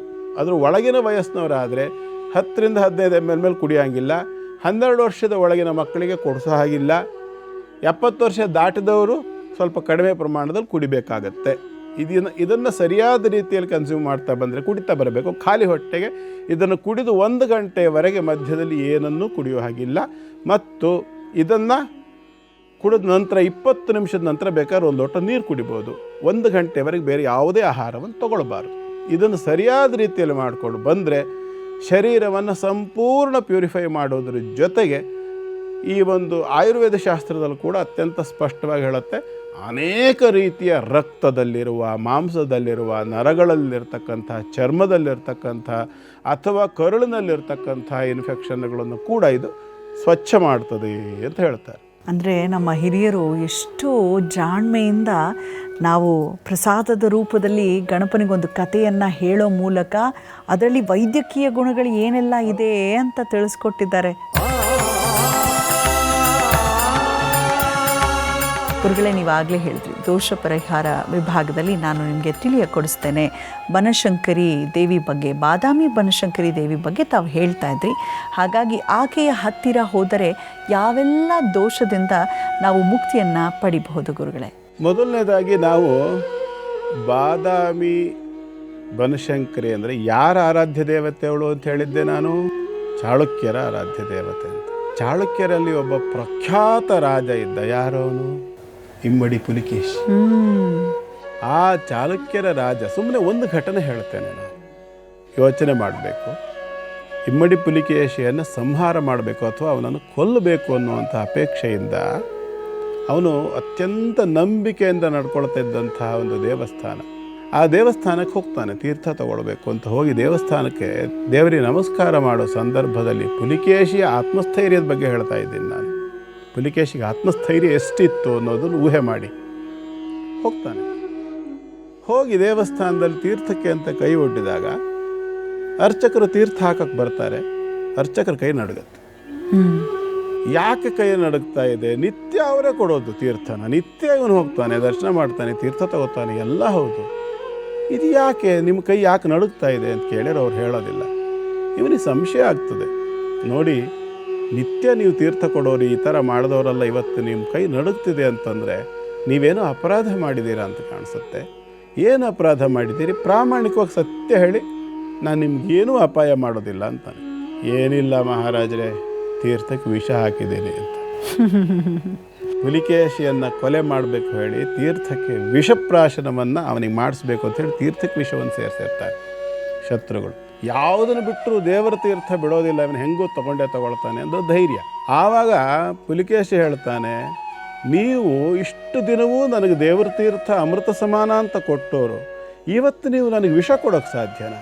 ಸಾಧ್ಯ ಇಲ್ಲ, ನನಗೆ ನಂಬಿಕೆ ಇಲ್ಲ. ನೀವು ದಯಮಾಡಿ ನನಗೆ ಕೊಡಿ, ನಾನು ತೀರ್ಥ ಕುಡಿತೀನಿ ಅಂತ. ಆ ವಿಷವನ್ನು ಕುಡಿತಾನೆ, ಜೀರ್ಣಿಸ್ಕೊಳ್ತಾನೆ. ಅವನೇನು ಸಾಯಲ್ಲ ಪುಲಿಕೇಶಿ. ಅಂದರೆ ಮಾನಸಿಕವಾಗಿ ದೈವದ ಮೇಲೆ ಅಚಲವಾದಂಥ ವಿಶ್ವಾಸ, ದೃಢವಾಗಿರ್ತಕ್ಕಂಥ ವಿಶ್ವಾಸ, ಮನಸ್ಸು ಅದಕ್ಕೆ ಪ್ರತಿಸ್ಪಂದಿಸ್ತದೆ. ಎಷ್ಟೋ ಜನ ಕಾಲಿಗೆ ಹಾವು ಕಚ್ಚಿದರೆ ಅದು ನೀರಲ್ಲಿ ಹೋಗುವಂಥ ನೀರೊಳ್ಳೆ ಹಾವು ಹಸಿರಾವು ಕಚ್ಚಿ ಸತ್ತೋದವರಿದ್ದಾರೆ. ಕಾರಣ ಏನು ಅಂತಂದರೆ ಹಾವು ಕಚ್ಚಿದೆ ಅನ್ನುವ ಭಯ. ಮುಳ್ಳು ಚುಚ್ಚಿಸ್ಕೊಂಡು ಸತ್ತೋದವರಿದ್ದಾರೆ ಹಾವು ಅಂತ ತಿಳ್ಕೊಂಡು. ಅಂದರೆ ಮನಸ್ಸು ಅದಕ್ಕೆ ಸರಿಯಾದ ರೀತಿಯಲ್ಲಿ ಪ್ರತಿಸ್ಪಂದಿಸ್ತದೆ. ಇದನ್ನೆಲ್ಲ ನಾವು ತಿಳ್ಕೊಳ್ಬೇಕು. ಹಾಗಾಗಿ ನಾನು ಇದನ್ನು ಯಾಕೆ ಹೇಳಿದೆ, ಪುಲಿಕೇಶಿಯ ಕಥೆಯನ್ನು ಯಾಕೆ ಉದಾಹರಣೆಯಾಗಿ ಕೊಟ್ಟೆ ಅಂತಂದರೆ, ಅವನ ಆರಾಧನೆ ಮಾಡಿದ ದೇವಿ ಅದು. ಇನ್ನೂ ಅನೇಕ ಸ್ತ್ರೀ ದೇವತೆಗಳನ್ನು ಆರಾಧನೆ ಮಾಡಿರ್ತಕ್ಕಂಥ ದೊಡ್ಡ ದೊಡ್ಡ ರಾಜ ಋಷಿಗಳಿದ್ದಾರೆ. ಯಾಕೆ ಅವರನ್ನು ಋಷಿಗಳು ಅಂತ ಯಾಕೆ ಹೇಳ್ತೇವೆ ನಾವು ಅಂತಂದರೆ, ಅವರು ಪ್ರಾಕೃತಿಕವಾಗಿ ಲೌಕಿಕವಾಗಿ ಸಮಾಜದಲ್ಲಿ ನೋಡೋದಕ್ಕೆ ರಾಜರಾಗಿ ಕಾಣ್ತಾರೆ. ಆದರೆ ಅಂತರಂಗದಲ್ಲಿ ಒಬ್ಬ ಋಷಿಯಂತೆ ಅವರು ಬದುಕಿರ್ತಾರೆ. ಯಾಕೆ ಅಂತಂದರೆ ಸಮಾಜಕ್ಕೋಸ್ಕರ, ದೇಶಕ್ಕೋಸ್ಕರ ತಪಸ್ಸು, ಸಾಧನೆ, ಸಾಮರ್ಥ್ಯವಾದ ವ್ಯಯ ಇರಬಹುದು, ಹೋರಾಟ ಇರಬಹುದು, ಪ್ರತಿಯೊಂದು ಕೂಡ ಸಮಾಜಕ್ಕೋಸ್ಕರವಾಗಿ ಮಾಡಿರ್ತಾರೆ. ಮತ್ತು ಸ್ವಾರ್ಥದ ಲವಲೇಶ ಕೂಡ ಇರೋದಿಲ್ಲ. ಸಂಪೂರ್ಣ ದೇಹವನ್ನು ಸಂಪೂರ್ಣವಾಗಿ ತಮ್ಮ ಜೀವನವನ್ನೇ ಅವರು ಅದಕ್ಕೆ ಅರ್ಪಣೆ ಮಾಡಿಬಿಟ್ರು. ಬಹುಶಃ ಮತ್ತೊಂದು ಉದಾಹರಣೆ ಅಂದರೆ ರಾಜರ್ಷಿ ಅಂತ ಕರೆಸ್ಕೊಳ್ಳೋ ನಾಲ್ವಡಿ ಕೃಷ್ಣರಾಜ ಒಡೆಯರ್ ಅವರು. ಕೃಷ್ಣರಾಜ ಒಡೆಯರ ಬಗ್ಗೆ ನಾವು ಎಷ್ಟು ಹೇಳಿದ್ರು ಕಡಿಮೆ. ಯಾಕೆಂದ್ರೆ ಅವರು ಮಾಡಿರೋದು ಈ ಬೆಂಗಳೂರು ನಗರ ಆಗಿರೋದಕ್ಕೆ ಕಾರಣನೇ ನಾಲ್ವಡಿ ಕೃಷ್ಣರಾಜ ಒಡೆಯರು ಅಂತ ಹೇಳ್ಬೋದು. ಯಾಕೆಂದ್ರೆ ಈ ನಗರದಲ್ಲಿ ಆಗಿರ್ತಕ್ಕಂಥ ಎಷ್ಟೋ ದೊಡ್ಡ ದೊಡ್ಡ ದೊಡ್ಡ ದೊಡ್ಡ ಕಟ್ಟಡಗಳಿರ್ಬೋದು, ಶಾಲೆ ಇರ್ಬೋದು, ಫ್ಯಾಕ್ಟ್ರಿಗಳಿರ್ಬೋದು, ಎಲ್ಲಕ್ಕಿಂತ ದೊಡ್ಡದು ನಾವು ಬೆಂಗಳೂರಿನವ್ರು ಒಂದೊಂದು ಗುಟಕ್ಕೆ ನೀರು ಕುಡಿಬೇಕು ಅಂತಂದ್ರೂ ನಾಲ್ವಡಿ ಕೃಷ್ಣರಾಜ ಒಡೆಯರನ್ನು ನಾವು ನೆನೆಸ್ಕೋಬೇಕು. ಕಾವೇರಿ ಹರಿದು ಬರ್ತಿದ್ದಾಳೆ ಅಲ್ವಾ? ಹಾಗಾಗಿ ಬಾದಾಮಿ ಬನಶಂಕರಿಯ ವಿಚಾರದಲ್ಲಿ ನಾವು ಯೋಚನೆ ಮಾಡಿದರೆ, ನಾನು ಹಿಂದೆ ನಿಮಗೆ ವನದುರ್ಗ ಜಪವನ್ನು ಹೇಳಿದ್ದೇನೆ. ದೋಷ ಪರಿಹಾರಕ್ಕೆ ಎಲ್ಲ ರೀತಿಯಾಗಿರತಕ್ಕಂತಹ ಸಮಸ್ಯೆಗಳಿಗೆ ಅಲ್ಲಿ ಹೋಗಿ ಆಕೆಗೆ ಬೇಕಾಗಿರ್ತಕ್ಕಂತಹ ದ್ರವ್ಯಗಳನ್ನು ಒಪ್ಪಿಸುವಂಥದ್ದು. ಆಕೆಗೆ ಯಾವುದು ದ್ರವ್ಯಗಳು ಯಾವುದು ಬೇಡ, ಆದರೆ ವಿಶೇಷವಾಗಿ ಆಕೆಯ ಪಾದಕ್ಕೆ ಕುಂಕುಮದಿಂದ ಅರ್ಚನೆಯನ್ನು ಮಾಡಿಸುವಂಥದ್ದು. ದೇವಿಗೆ ಅರ್ಚನೆ ಮಾಡುವಾಗ ಪಾದಕ್ಕೆ ಅರ್ಚನೆಯನ್ನು ಮಾಡ್ತಕ್ಕಂಥದ್ದು ಬಹಳ ಶ್ರೇಷ್ಠ. ಪಾದ ಭಾಗದಲ್ಲಿ ಮಾಡಬೇಕು. ಆ ಪಾದ ಭಾಗದಲ್ಲಿ ಬಲಗಾಲ ಹೆಬ್ಬೆರಳ ಜಾಗದಲ್ಲಿ ಆಕೆಗೆ ಅರ್ಚನೆಯನ್ನು ಮಾಡಿ ಆ ಕುಂಕುಮವನ್ನು ಧಾರಣೆ ಮಾಡಬೇಕು. ಅದನ್ನು ಧಾರಣೆ ಮಾಡಿದ್ರಿಂದ ಅದ್ಭುತವಾಗಿರತಕ್ಕಂಥ ಒಂದು ದೇವತಾ ಚೈತನ್ಯ ನಮ್ಮೊಳಗಡೆಗೆ ಬಂದು ಸೇರ್ತದೆ. ಇದರಿಂದಾಗಿ ಏನಾಗ್ತದೆ ಅಂದರೆ ನಮ್ಮ ಒಳಗಡೆ ಇರಬಹುದಾಗಿರತಕ್ಕಂಥ ನೆಗೆಟಿವ್ ವೈಬ್ಸ್, ಈ ಪ್ರೇತ ಶಕ್ತಿ ಅಥವಾ ಇತ್ಯಾದಿ ಏನು ನೆಗೆಟಿವ್ ವೈಬ್ಸ್ ಅಂತ ಹೇಳ್ತೀವಿ, ದೆವ್ವ ಭೂತ ಅಂತೆಲ್ಲ ಹೇಳ್ತಾರಲ್ಲ, ಆ ಸಂಬಂಧಿತವಾಗಿರ್ತಕ್ಕಂಥ ಏನೇನು ಸಮಸ್ಯೆಗಳು ನಮ್ಮ ಶರೀರದಲ್ಲಿ ಇದ್ದರೂ ಕೂಡ ಅಲ್ಲಿ ಎದುರುಗಡೆ ಕೂತು ಅವಳಿಂದ ಆ ವಿಗ್ರಹದಿಂದ ಬರ್ತಕ್ಕಂಥ ಚೈತನ್ಯವನ್ನು ನಾವು ಹೀರಿಕೊಳ್ಳೋದ್ರಿಂದ ನಮ್ಮಲ್ಲಿರ್ತಕ್ಕಂಥವೆಲ್ಲವೂ ಕೂಡ ಸಂಪೂರ್ಣವಾಗಿ ಭೂಗತವಾಗಿ ಹೋಗ್ತದೆ. ನ್ಯೂಟ್ರಲೈಸ್ ಅಂತೇಳಿ ಇಂಗ್ಲೀಷಲ್ಲಿ ಒಂದು ಪದ ಇದೆಯಲ್ಲ, ಆ ನ್ಯೂಟ್ರಲೈಸ್ ಆಗಿ ಹೋಗ್ತಕ್ಕಂಥದ್ದು. ಇದರಿಂದಾಗಿ ಆ ದೇವತಾ ಚೈತನ್ಯವನ್ನು ನಮ್ಮೊಳಗಡೆ ತಗೊಂಡ್ರೆ ನಾವು ಎಲ್ಲ ರೀತಿಯಾಗಿರ್ತಕ್ಕಂಥ ದೋಷಗಳನ್ನು ಸುಲಭವಾಗಿ ಪರಿಹಾರ ಮಾಡ್ಕೋಬಹುದು. ಮತ್ತೆ ಹೇಳ್ತೀನಿ, ನಿಮ್ಮಲ್ಲಿ ಎಷ್ಟರ ಮಟ್ಟಿಗೆ ಆ ಒಂದು ತಾದಾತ್ಮ್ಯತೆ, ಕನೆಕ್ಟಿವಿಟಿ ಅಂತಕ್ಕಂಥದ್ದು ಬರ್ತದೆ ದೇವತಾ ಚೈತನ್ಯದ ಜೊತೆಗೆ, ಅಷ್ಟರ ಮಟ್ಟಿಗೆ ಅಷ್ಟೇ ಶಕ್ತಿ ಸಿಗೋಕ್ಕೆ ಸಾಧ್ಯ. ಸುಮ್ಮನೆ ಭ್ರಮೆನ ತಲೆಯಲ್ಲಿಟ್ಕೊಂಡು ಉಪಯೋಗ ಇಲ್ಲ.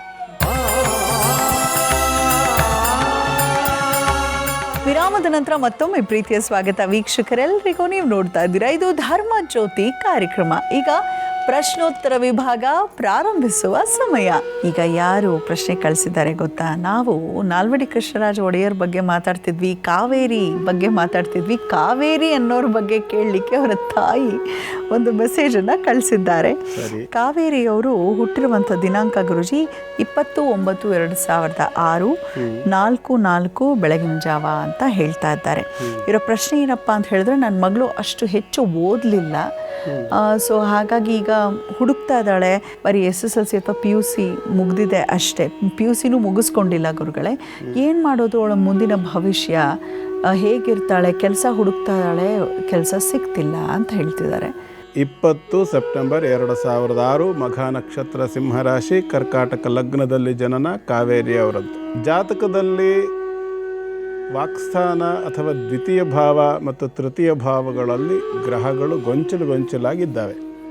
ಅರ್ಥಾತ್ ವಿದ್ಯೆ ಅಂತಕ್ಕಂಥದ್ದು ಪೂರ್ಣ ಪ್ರಮಾಣದಲ್ಲಿ, ಆ ಗ್ರಾಸ್ಪಿಂಗ್ ಪವರ್ ಅಂತಕ್ಕಂಥದ್ದು ಕಡಿಮೆ, ಮತ್ತು ತೃತೀಯ ಭಾವದಲ್ಲಿರ್ತಕ್ಕಂಥ ಡೈಲಮ ಅರ್ಥಾತ್ ಚಾಂಚಲ್ಯ ತುಂಬ ಇವರಿಗೆ ಓದುವಂಥ ಸಂದರ್ಭದಲ್ಲಿ ದಶಾಭುಕ್ತಿಗಳಲ್ಲಿ ತೊಂದರೆ ಇದ್ದಿದ್ದರಿಂದ, ಮತ್ತು ಚಿಕ್ಕ ವಯಸ್ಸಿನಲ್ಲಿಯೇ ಶುಕ್ರದಶೆ ಬಂದು ಶುಕ್ರನೇ ಜಾತಕದಲ್ಲಿ ಬಾಧಕನಾಗಿರೋದರಿಂದ ಇವರಿಗೆ ವಿದ್ಯೆ ಅಂತಕ್ಕಂಥದ್ದು ಪೂರ್ಣ ಪ್ರಮಾಣದಲ್ಲಿ ಪ್ರಾಪ್ತಿಯಾಗಲಿಲ್ಲ. ಬದಲಾಗಿ ಇರಬೇಕಾಗಿರ್ತಕ್ಕಂಥ ಎಲ್ಲ ರೀತಿಯ ಕೌಶಲ್ಯಗಳು, ಜೀವನಕ್ಕೆ ಯಾವುದೇ ರೀತಿಯಲ್ಲಿ ಮಾಂದ್ಯತೆ ಅಂತಕ್ಕಂಥದ್ದು ಜಾತಕದಲ್ಲಿ ಇಲ್ಲ. ಹಾಗಾಗಿ ಚಿಂತೆ ಮಾಡೋದು ಬೇಡ. ಏನೋ ನಿಮ್ಮ ಮಗಳು ಹೇಗೆ ಬದುಕ್ಬಿಡ್ತಾಳೋ ಮುಂದೆ ಅನ್ನುವಂಥ ಭಯ ಮತ್ತೊಂದು ಏನು ಬೇಡ, ಅಗತ್ಯ ಇಲ್ಲ. ಈಗ ಶುಕ್ರದಶಾದಲ್ಲಿ ಶನಿ ಭುಕ್ತಿ ನಡೀತಾ ಇದೆ. ಮುಂದೆ ಬುಧ ಭುಕ್ತಿ ಆಗ್ತದೆ. ಅದಾದ ನಂತರ ಕೇತು ಭುಕ್ತಿಯೊಂದಿಗೆ ಶುಕ್ರದಶೆ ಮುಗಿಯುತ್ತದೆ. ಅಂದರೆ ಹೆಚ್ಚು ಕಡಿಮೆ ಇನ್ನೊಂದು 5-6 ವರ್ಷಗಳಲ್ಲಿ ಶುಕ್ರದಶೆ ಮುಕ್ತಾಯವಾಗ್ತದೆ. ಹಾಗಾಗಿ ಚಿಂತೆ ಮಾಡಬೇಕಾದಂಥ ಅನಿವಾರ್ಯ ಸ್ಥಿತಿ ಅಂತಕ್ಕಂಥದ್ದು ಇಲ್ಲ. ಆದರೂ ಮುಖ್ಯವಾಗಿ ಬೇಕಾಗಿರ್ತಕ್ಕಂಥದ್ದು ಏನಂದರೆ, ಶುಕ್ರದಶಾ ಕಾಲ ಮತ್ತು ಪೂರ್ಣವಾಗಿರ್ತಕ್ಕಂತಹ ಒಂದು ಗುರುಬಲ ಅಂತಕ್ಕಂಥದ್ದು ಈಗ ಸ್ವಲ್ಪ ಮಟ್ಟಿಗೆ ಪ್ರಾಪ್ತಿಯಾಗಿದೆ. ಇನ್ನೊಂದು 10 ತಿಂಗಳ ನಂತರದಲ್ಲಿ ಪುನಃ ಇನ್ನೂ ಗಟ್ಟಿಯಾಗಿರ್ತಕ್ಕಂತಹ ಗುರುಬಲ ಅಂತಕ್ಕಂಥದ್ದು ಬರುತ್ತೆ. ಆ ನಂತರದಲ್ಲಿ ಈಕೆಗೆ ಯೋಗ್ಯವಾದಂತಹ ವರನನ್ನು ಹುಡುಕಿ ಮದುವೆ ಮಾಡ್ತಕ್ಕಂಥದ್ದು ಒಳ್ಳೆಯದು. ಉದ್ಯೋಗಕ್ಕೆ ಹೋಗ್ತಕ್ಕಂಥದ್ದು ಅಷ್ಟು ಸೂಕ್ತ ಅಂತ ನನಗನ್ಸೋದಿಲ್ಲ. ಸಪ್ತಮಾಧಿಪತಿಯಾಗಿರ್ತಕ್ಕಂಥ ಶನೈಶ್ಚರ ನಷ್ಟಸ್ಥಿತಿಯಲ್ಲಿ ಬೇರೆ ಇದ್ದಾನೆ. ಹಾಗಾಗಿ ಆ ನಷ್ಟಸ್ಥಿತಿಯ ಶನೈಶ್ಚರ ದೋಷಕ್ಕೆ ಬೇಕಾಗಿರತಕ್ಕಂಥ ಒಂದು ಪ್ರಾಯಶ್ಚಿತ್ತ ಪರಿಹಾರಾದಿಗಳನ್ನು ಮಾಡಿಕೊಂಡು, ಆ ಒಂದು ಪ್ರಾಯಶ್ಚಿತ್ತ ಪರಿಹಾರ ನಂತರದಲ್ಲಿ ಯೋಗ್ಯವಾದ ಗಂಡನ್ನು ಹುಡುಕಿ ಮದುವೆ ಮಾಡ್ತಕ್ಕಂಥದ್ದು ಸುಖ, ಅದೇ ಮತ್ತು ಶುಭ ಕೂಡ. ಹಾಗಾಗಿ ಈಕೆಗೆ ಉದ್ಯೋಗ, ಜಾಬ್ ಅಂತೇಳಿ ಏನು ಹೇಳ್ತೀವಿ, ಯಾವುದೋ ಆಫೀಸ್ನಲ್ಲೋ ಎಲ್ಲೋ ಫ್ಯಾಕ್ಟ್ರಿನಲ್ಲೋ, ಅದಷ್ಟು ಈಕೆಯ ಜಾತಕದ ದೃಷ್ಟಿಯಿಂದ, ಭವಿಷ್ಯದ ದೃಷ್ಟಿಯಿಂದ ಅಷ್ಟು ಉತ್ತಮ ಅಂತ ಅನಿಸೋದಿಲ್ಲ. ಬೇರೆ ಬೇರೆ ಥರದ ಸಮಸ್ಯೆಗಳು ಬರಬಹುದಾದ ಲಕ್ಷಣ ಜಾತಕದಲ್ಲುಂಟು. ಅದು ಅಲ್ಲದೆ ದಶಾಭುಕ್ತಿಯ ಸಂಧಿ, ಶುಕ್ರಾದಿತ್ಯ ದಶಾ ಸಂಧಿ ಏನಿದೆ, ಈ ಶುಕ್ರಾದಿತ್ಯ ದಶಾ ಸಂಧಿಯ ಸಂದರ್ಭದಲ್ಲಿ ಬಹಳ ತೊಂದರೆಗಳು ಆರೋಗ್ಯದಲ್ಲಿ ಕೂಡ ಉಂಟಾಗಬಹುದು. ಹಾಗಾಗಿ ಆಹಾರದಲ್ಲಿ ವ್ಯತ್ಯಾಸವಾಗಿ ಅಥವಾ ಬೇರೆ ಬೇರೆ ಥರದ ತೊಂದರೆಗಳು ಕೂಡ ಬರಬಹುದು. ಹಾಗಾಗಿ ಶುಕ್ರದಶ ಮತ್ತು ಆದಿತ್ಯನ ದಶಾ ಸಂಧಿಕಾಲ, ಶುಕ್ರಾದಿತ್ಯ ದಶಾ ಸಂಧಿಕಾಲದ ಈ ಒಂದು ಸಂದರ್ಭದಲ್ಲಿ ಆಕೆಗೆ ಇನ್ನೊಂದು ವರ್ಷದ ನಂತರದಲ್ಲಿ, ಅದುವರೆಗೆ ಕೆಲಸಕ್ಕೇನು ಹೋಗೋದು ಬೇಡ ಅಂತ ನನ್ನ ಸಲಹೆ. ತಗೊಳ್ಳೋದು ಬಿಡೋದು ಅವ್ರಿಗೆ ಬಿಟ್ಟಿದ್ದು, ನನ್ನ ಸಲಹೆ ಮಾತ್ರ ಇದೆ. ಹಾಗಾಗಿ ಇನ್ನೊಂದು ವರ್ಷ ಅಂತೂ ಕೆಲಸಕ್ಕೆ ಆಕೆಯನ್ನು ಕಳಿಸೋದಕ್ಕಿಂತ ವರ್ಷದ ನಂತರದಲ್ಲಿ ಪೂರ್ಣವಾಗಿ ಒಂದು ಸಾರಿ ಗುರುಬಲವನ್ನು ಅಬ್ಸರ್ವ್ ಮಾಡಿಕೊಂಡು ಆನಂತರದಲ್ಲಿ ಮದುವೆ ಅಂತೇಳಿ ವ್ಯವಸ್ಥೆಯನ್ನು ಮಾಡಿ, ಆಕೆಗೆ ಜಾತಕದಲ್ಲಿ ಸಂಬಂಧಪಟ್ಟಿರ್ತಕ್ಕಂಥದ್ದು ಸ್ವಲ್ಪ ಕುಟುಂಬ ಶನಿ ಇತ್ಯಾದಿ ದೋಷಗಳೇನಿದೆ ಆ ದೋಷಗಳ ಪರಿಮಾರ್ಜನೆಯನ್ನು ಮಾಡಿಕೊಂಡು ಆ ನಂತರದಲ್ಲಿ ಆಕೆಗೆ ಮದುವೆಯನ್ನು ಮಾಡ್ತಕ್ಕಂಥದ್ದು ಶುಭ. ಆಕೆ ಸಂಸಾರಸ್ಥಳಾಗಿ ಗಂಡನೊಂದಿಗೆ ಹೆಜ್ಜೆ ಹಾಕಿ ಒಳ್ಳೆ ರೀತಿ ಜೀವನ ಮಾಡ್ಕೊಂಡು ಹೋದರೆ ಒಂದು ಸಂಸಾರವನ್ನು ನಿರ್ವಹಣೆ ಮಾಡಿ ನಿಲ್ಲಿಸಿ ಬೆಳೆಸೋದೇನಿದೆ ಅದು ಯಾವ ಉದ್ಯೋಗಕ್ಕಿಂತಲೂ ಕಡಿಮೆನೂ ಅಲ್ಲ, ಅಥವಾ ಯಾವುದೇ ಒಂದು ಇದರಲ್ಲಿ ಮರ್ಯಾದೆಗೋ ಅಥವಾ ಇನ್ನೊಂದಕ್ಕೂ ಕೂಡ ಯಾವ ಕೊರತೆಯೂ ಇಲ್ಲ. ಅದು ಆಫೀಸ್ನಲ್ಲಿ ಕಷ್ಟಪಟ್ಟು ಹೋಗಿ ದುಡಿದು ಸಂಪಾದನೆ ಮಾಡಿ ತಂದು ಹಾಕಿದ್ದಕ್ಕಿಂತಲೂ ಪ್ರಾಮಾಣಿಕವಾಗಿ ಸಾಮಾಜಿಕವಾಗಿ ಯೋಚನೆ ಮಾಡಿದಾಗ ತಪ್ಪಾಗಿ ಯಾರು ಮತ್ತು ಕೆಲಸಕ್ಕೆ ಹೋಗೋರು ಇದನ್ನ ರಾಂಗಾಗಿ ತೊಗೊಳ್ಬೇಡಿ. ಮತ್ತು ನಿಮ್ಮನ್ನೇನು ಕಡಿಮೆ ಅಂತ ನಾನು ಮಾಡ್ತಿಲ್ಲ, ಖಂಡಿತ ನಿಮಗೂ ಇರಬೇಕಾದ ಬೆಲೆ ಇದ್ದೇ ಇದೆ. ಆದರೆ ಒಂದು ಸಂಸಾರವನ್ನು ನಿರ್ವಹಣೆ ಮಾಡಿ ನಿಭಾಯಿಸಿ ನಡೆಸ್ಕೊಂಡು ಹೋಗೋ ಸಾಮರ್ಥ್ಯ ಇದೆಯಲ್ಲ, ಅದಷ್ಟು ಸುಲಭದ ಕೆಲಸವೂ ಅಲ್ಲ, ಅದಷ್ಟು ಈಸಿನೂ ಅಲ್ಲ. ಹಾಗಾಗಿ ಅದಕ್ಕಿರೋ ವ್ಯಾಲ್ಯೂ ಇದ್ದೇ ಇದೆ. ಹಾಗಾಗಿ ಇವರು ಕೂಡ ಕಾವೇರಿಯವರ ಮದುವೆ ಬಗ್ಗೆ ಯೋಚನೆ ಮಾಡೋದು ಶುಭ ಉದ್ಯೋಗಕ್ಕಿಂತ. ಕಾವೇರಿಯವರ ತಾಯಿಯವರಿಗೆ ಧನ್ಯವಾದಗಳು ಮೆಸೇಜನ್ನು ಕಳಿಸಿದ್ದಕ್ಕಾಗಿ. ಗುರುಗಳೇ, ಇವತ್ತು ಬನಶಂಕರಿ ದೇವಿಯ ಒಂದು ವಿಶೇಷತೆಯ ಕುರಿತಾಗಿ ತಿಳಿಸ್ಕೊಟ್ರಿ. ನಮ್ಮ ಈ ಕಾರ್ಯಕ್ರಮಕ್ಕೆ ಹೀಗೆ ನೀವು ಬರ್ತಾ ಇರಬೇಕು, ವಿಶೇಷ ವಿಚಾರವನ್ನು ನಮಗೆ ತಿಳಿಸ್ತಾ ಇರಬೇಕು. ಧನ್ಯವಾದಗಳು. ಸರ್ವೇ ಜನ ಸುಖಿನೋ ಭವಂತು, ಸಮಸ್ತ ಸನ್ಮಂಗಲಾನಿ ಭವಂತು. ಎಲ್ಲರಿಗೂ ಭಗವಂತ ಒಳ್ಳೆಯದನ್ನು ಮಾಡಲಿ. ವೀಕ್ಷಕರೇ, ಇನ್ನು ಹೊರಡೋ ಸಮಯ ಆಗ್ತದೆ. ನಿಮಗೂ ಕೂಡ ನಿಮ್ಮ ಸಮಸ್ಯೆಗೆ ಪರಿಹಾರ ತಿಳ್ಕೊಳ್ಬೇಕು ಅಂತ ಹೇಳಿದ್ರೆ ಖಂಡಿತ ಕೆಳಗೆ ಕಾಣಿಸ್ತಿರೋವಂಥ ನಂಬರ್ಗಳಿಗೆ ಮೆಸೇಜ್ ಮಾಡಿ, ಇಮೇಲ್ ಮೂಲಕ ತಿಳಿಸ್ಬೋದು ಅಥವಾ ಪತ್ರವನ್ನು ಕೂಡ ಬರೆದು ಕಳಿಸ್ಬೋದು. ನಾವು ನಿಮ್ಮ ಪ್ರಶ್ನೆಯನ್ನು ಇಲ್ಲಿ ಪ್ರಶ್ನೋತ್ತರ ವಿಭಾಗದಲ್ಲಿ ಕೇಳ್ತೀವಿ. ನಿಮ್ಮೆಲ್ಲರಿಗೂ ಕಾರ್ಯಕ್ರಮ ಚೆನ್ನಾಗಿ ಮೂಡಿ ಬರ್ತಿದೆ ಅನ್ನೋ ಒಂದು ಖುಷಿ ಇದ್ದರೂ ಕೂಡ ಬರೆದು ಕಳಿಸಿ. ಏನಾದರೂ ಚೇಂಜ್ ಮಾಡಬೇಕು ಅಂತ ಇದ್ದರೂ ಕೂಡ ಖಂಡಿತ ಮನದ ಮಾತನ್ನು ನಮಗೆ ಬರೆದು ಕಳಿಸಿ ಅಂತ ಹೇಳ್ತಾ ಹೋಗಿ ಬರೋದಾ. ನಮಸ್ಕಾರ.